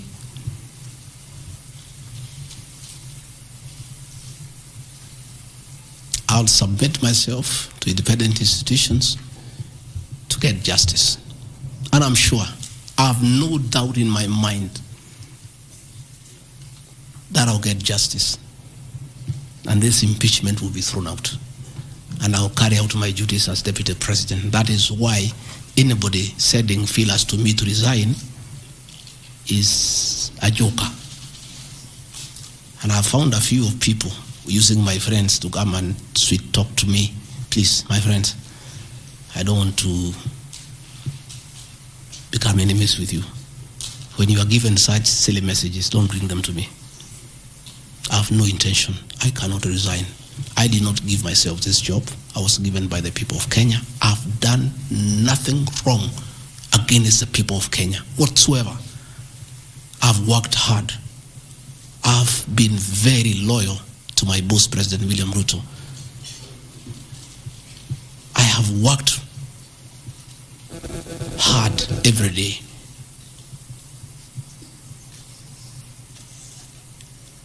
And I will not be distracted.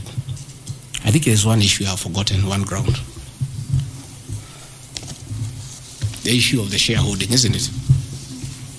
Even you guys can remind me if there's one issue that I have not dealt with.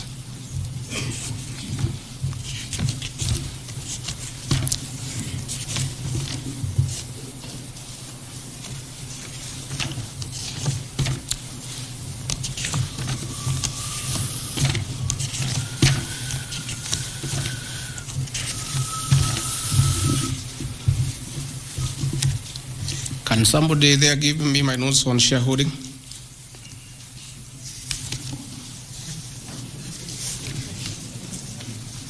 Yeah, I have them here. That's okay. Yeah, this is an important one. Yeah, there are several. I had not, there are a few silly ones. There's one that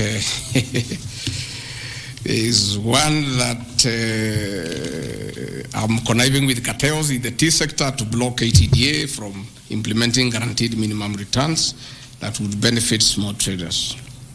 The allegation is not true. No evidence whatsoever has been adduced to substantiate this claim. As far as I know, I've successfully completed my mandate, which was assigned to me by the President, which culminated into creating synergy between people who had taken KTDA to court and suspended the operation of the Tea Act.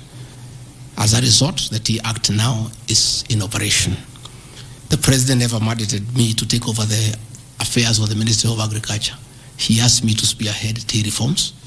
I did the tea conference in Kericho, brought all the stakeholders together, and as a result, I created a synergy among all the stakeholders, and we agreed that those people who had gone to court withdraw the cases, and now the Tea Act is operational, and that will see meaningful reforms.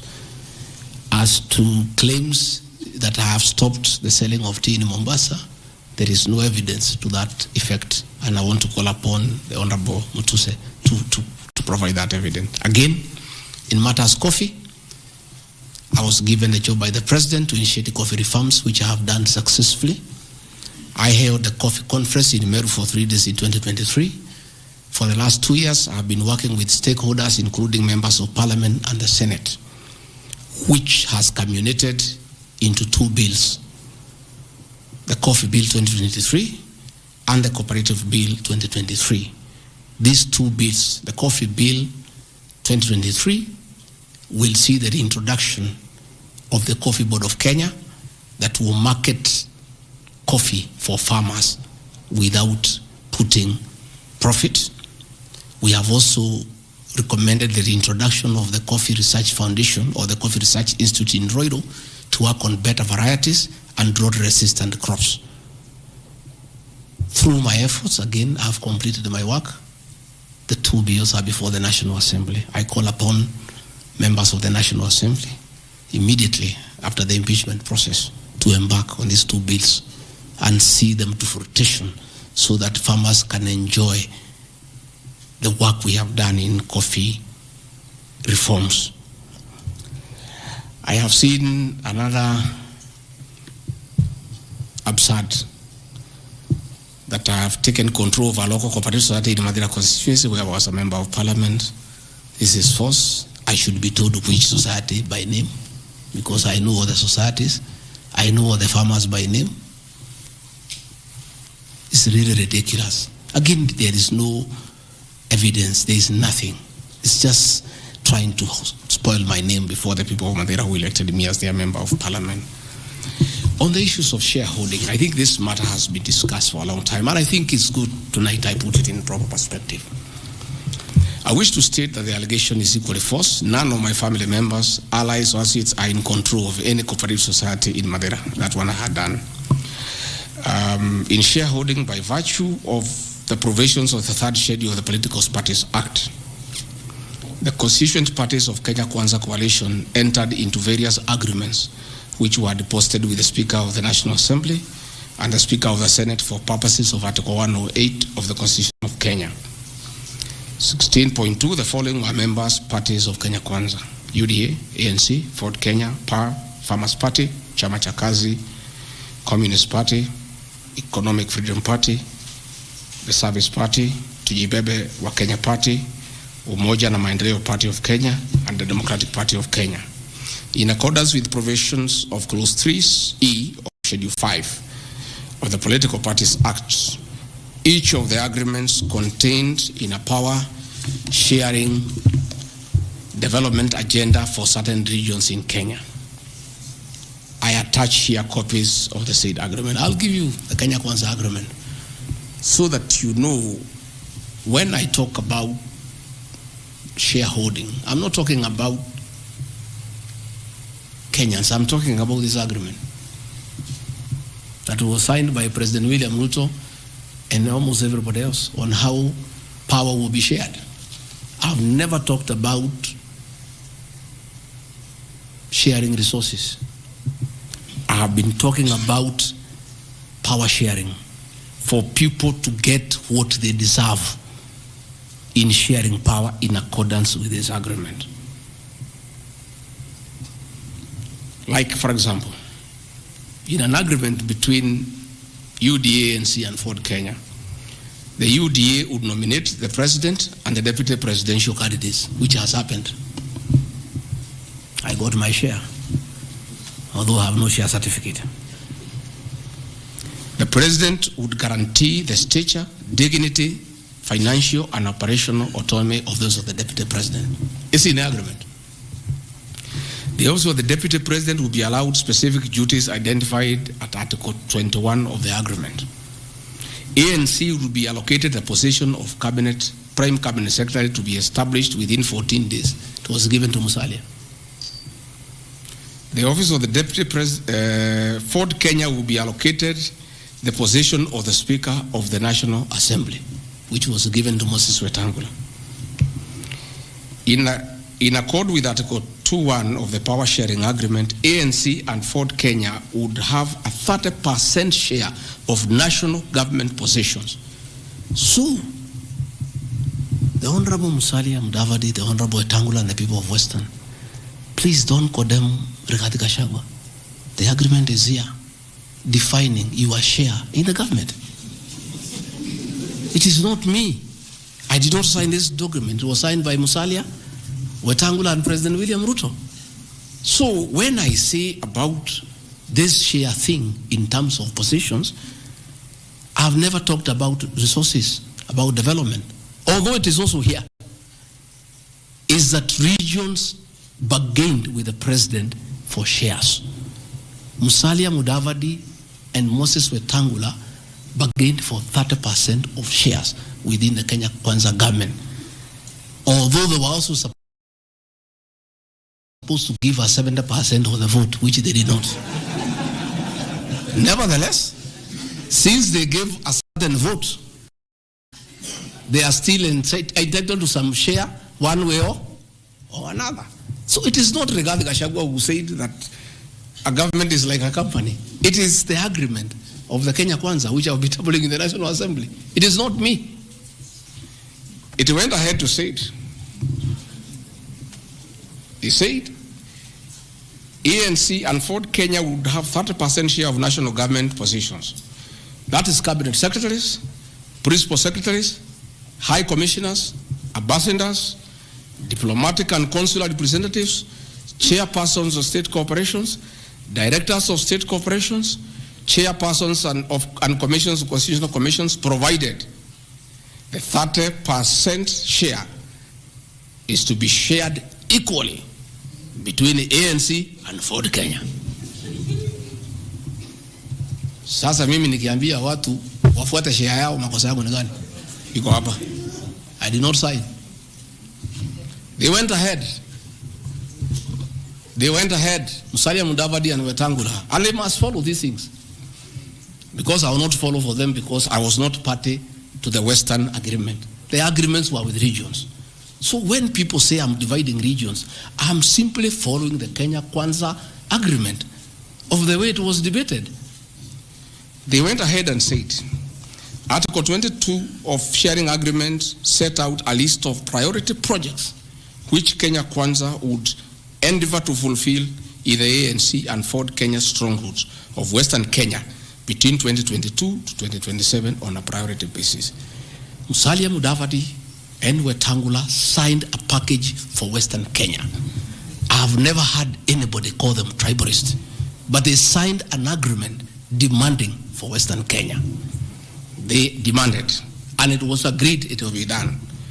Completion of all incomplete or stored bitumen roads. Construction of an extra 1,000 kilometers of bitumen in Western Kenya.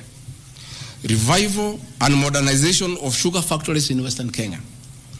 Establishment of new industries identified in Article 22 of the agreement.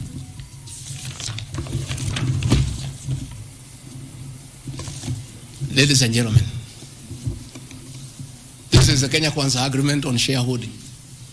What crime has Rigathi Gachagua committed to be impeached by saying what President William Ruto appended his signature to, with Musalia Mudavadi and Wetangula who will preside over my impeachment? What crime has this man committed? The crime of this man is just being truthful, because people do not want these things to be known. That is the problem. People have a problem that I'm a truthful man. The people of Western Kenya has now known today what their leaders signed with President William Ruto. It is upon them to demand their share as per this agreement. I did not sign this agreement. I will read the people who signed. But because I was present and I'm a truthful man, I fight for the people of Western Kenya. Power sharing agreement between Kenya Kwanza and PAR of Amason Kingi. I want to give two examples. Yeah? In accord with Article 8 of the agreement, PAR would be allocated the position of the Speaker of the Senate. He negotiated for himself.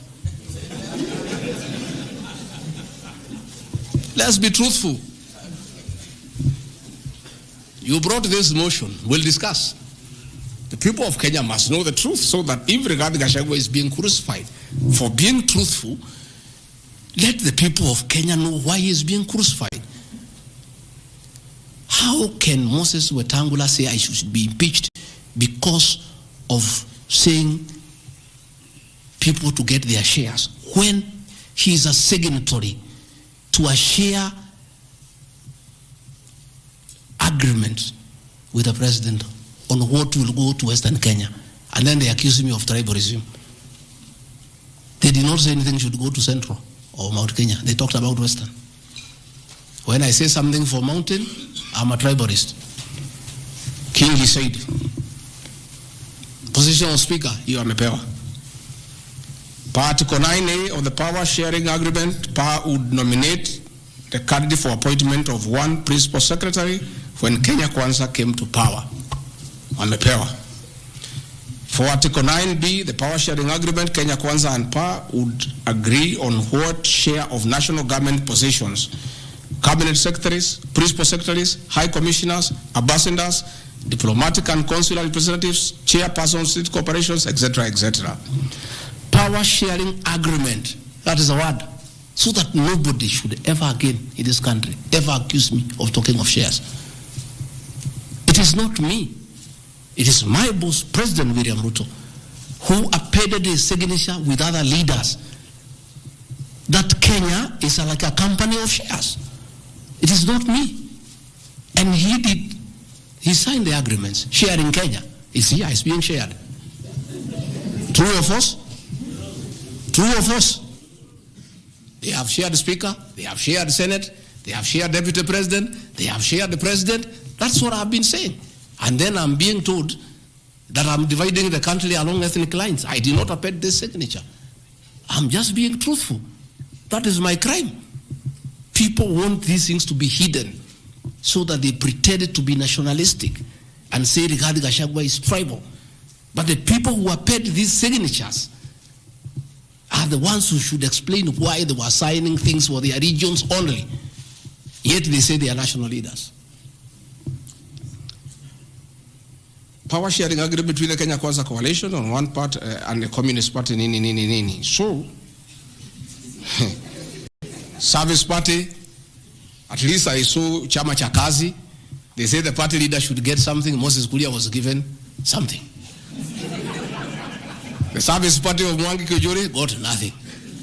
You know? So, unajua sasa, ile shida iko Kenya hii ni ukora. And people not being truthful.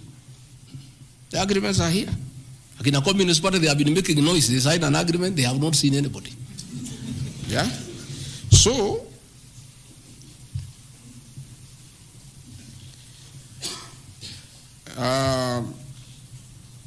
my speeches on the shareholder issue are informed by their aforesaid power sharing covenants, which are founded on law and lessons learned from the well-known disputed 202 NAC power sharing agreement. Further power sharing agreements are a feature of government formation in all democracies in the world that provide the formation of coalitions. My pronouncements on the issue, properly understood, are not only anchored in law, but entirely harmless and incapable of being construed as a basis for ethnic animosity, a danger to national cohesion, or a threat to national unity. On the contrary, coalition building has been one of the most important innovations since the disputed 2007 elections in ensuring stability, equitable sharing of political power, national cohesion, and fostering of national unity. Indeed, Kenya Kwanza's main opponent in the 2022 general election, Azimio la Umoja, One Kenya Coalition Party, was a political party consisting of 25 or so political parties who also executed a power sharing agreement as required by Schedule 3 of political parties. However, notwithstanding of the said power sharing agreements, upon election as the Deputy President of Kenya, I went out of my way, as required by the Constitution of Kenya, to serve all Kenyans regardless of their political preferences during the election or ethnic origin. I'll produce videos on all those things. Again, my decision to embrace the broad-based government following the decision of the cabinet after the Gen Z protest is that I support coalition building. And even when the Honorable Right Odinga came, he got some shares. True or false? I mean, surely, why is Rigathi Gachagua being vilified? By just being truthful. You know, it's good to be truthful.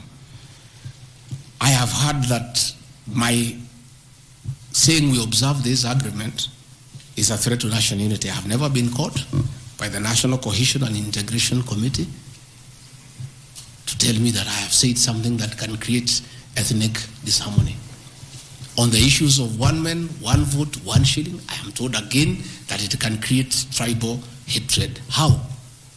The one man, one vote, one shilling is not a formula for Mount Kenya region. Far from it.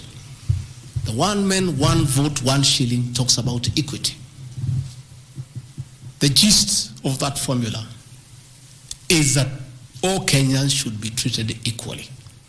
If we are giving bursary to the children of Kenya, let us agree how many children we have. If there are 30 million and we have 100 million, we divide equally and distribute to every constituency to those children. If a hospital takes care of 1,000 patients, we decide based on population what is the size of the hospital to be constructed in Roiro, where there are 800,000 people. If one borehole serves 500 people, do you construct one borehole in an area where there are 10,000 people? You need to construct more boreholes. That's all. And these populations are everywhere in Western Kenya, in Kisii, in Rift Valley. The high numbers are not just in Mount Kenya region. This is a formula, in my view, that is good for everybody. Again, it is not a law because I pronounce myself. It's just an opinion. And in our democracy, I think it's only fair to allow people to have freedom of speech and to be entitled to an opinion. There are those who talk 1 man, 1 vote, 1 kilometer, and it is their right. And we should also listen to them and consider. And all those opinions can be harnessed, and people can agree which is the best formula to take care of the people of Kenya. That is all I said. I wanted to read to the people, of course, the projects that were negotiated, but I don't seem to have that page. I produce it tomorrow in Parliament.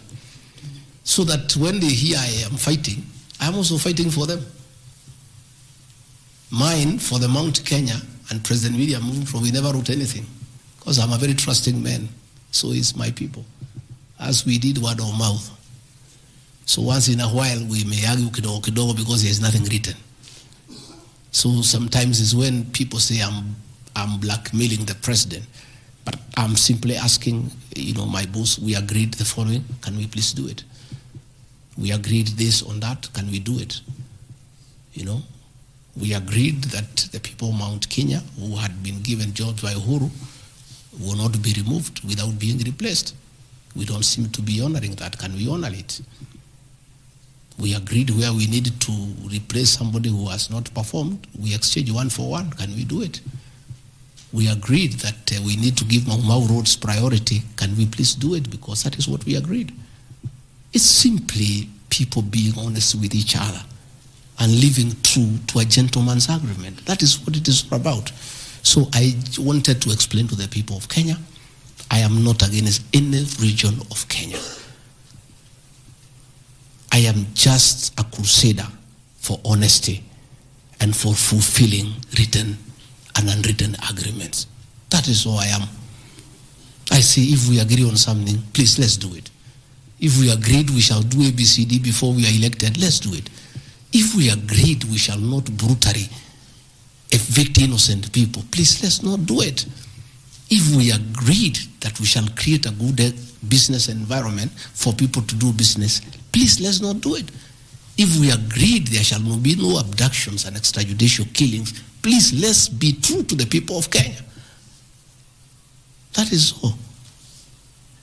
So I want to thank every one of you.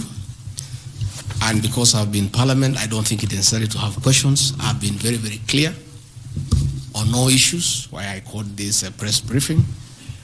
I've said I'll be in Parliament tomorrow. I've asked my team to try to give you all the materials so that you can also go and digest.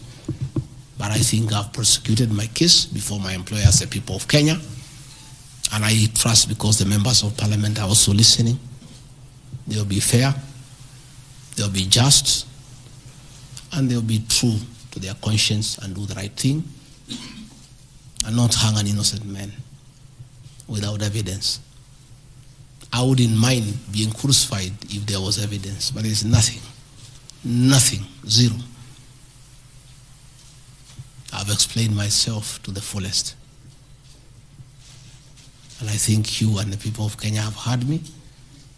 Let me thank all of you for giving me this time, and I appreciate the media for your role to inform the people of Kenya, to educate them, to entertain them, and keep them abreast with what is going on.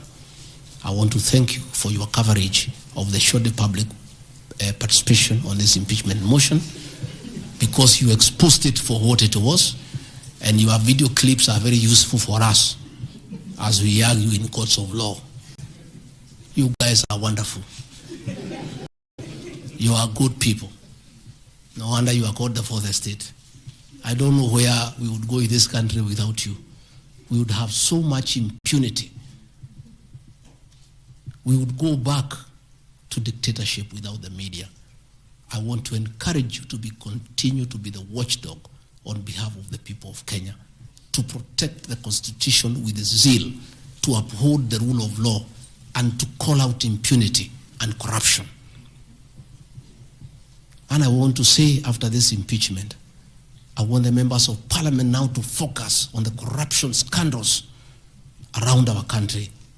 The Adani scandal, the issues in public health sector, the glaring theft of public resources. That is what parliament should consider and take time. And that is what the people of Kenya want. And I really want to thank the media for being a very responsible watchdog on behalf of the people of Kenya. Please continue writing. Where Rigathi Gachagua has gone wrong, please write. But always accord me the right of reply. Don't condemn me unheard. And I want to thank you tonight, because you have really written accusations against me. But I am also to blame because I never called you, isn't it? Now that I have called you, I want you to request you. Every accusation, put my answer. Is that not fair? Let the people of Kenya judge. You want to ask questions? Yes. But not outside this. Okay.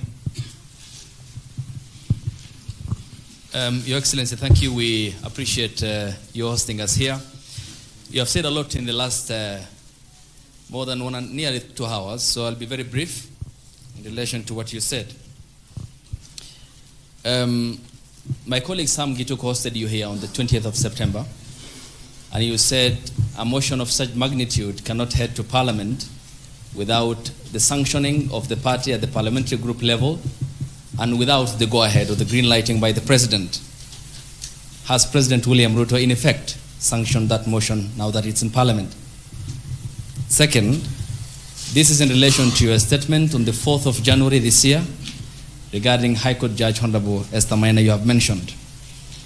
You said you accused her of corruption, and you said you'll file a petition, but we never saw you there. You nonetheless said that you have filed a petition. Can you tell the Kenyan people when you have filed that petition? Maybe you can note. This one the same because, Your Excellency, you and President William Ruto hold the ultimate office that must provide answers for the Kenyan people. You therefore are open to accountability, scrutiny, and questions. When you took your oath of office, you told the Kenyan people that the country has empty coffers, that you inherited empty coffers. However, your statement is contrary to what the Kenya National Bureau of Statistics says, that at the time when you assumed office, the country had at its disposal 3.02 trillion Kenya shillings, includes revenue plus appropriations in aid. Why, Mr. Deputy President, did you make such a misleading statement in front of the Kenyan people and the world?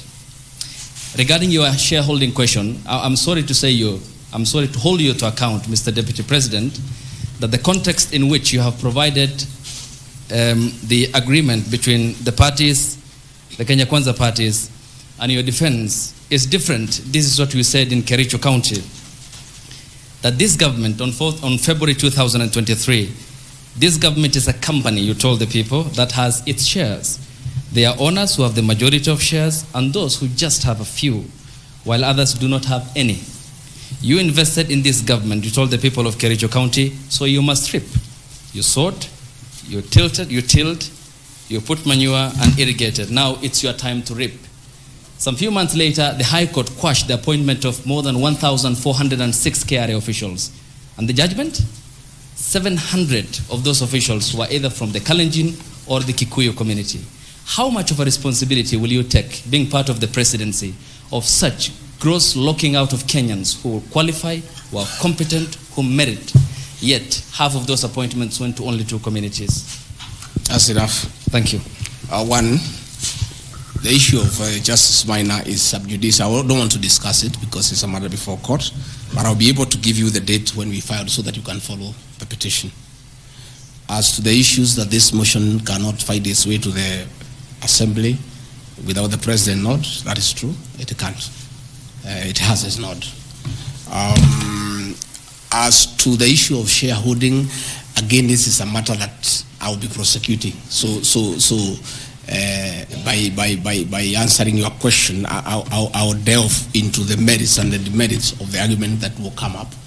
But I also want to remind you that I did not say that it's a company. I said like a company. Like. You look at the clip, it's there. Like, I gave an example.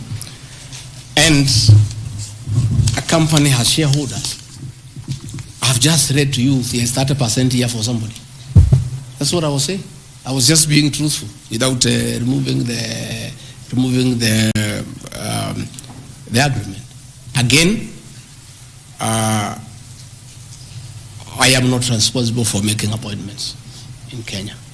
I don't make any appointments. The Deputy President does not appoint anybody. You know, the appointing authority.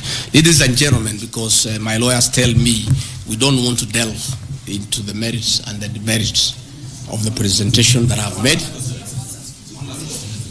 Yes, Karanja.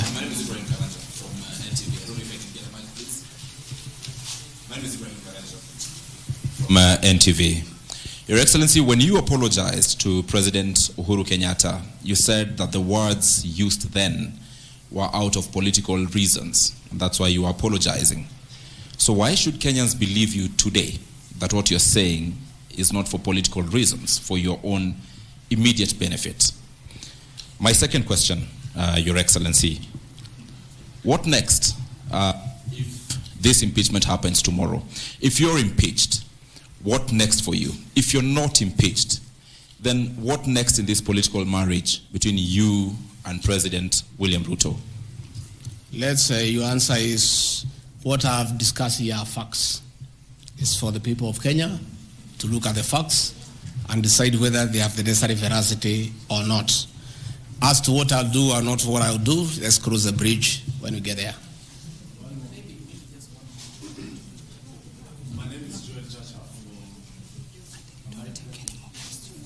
I think, good people, we have had a long night. We have had a very long night, and you need to go and file your story. I want to once more thank you very much. Good people, asanteni sana, Mungu awabariki. Tutaonana kesho. Thank you.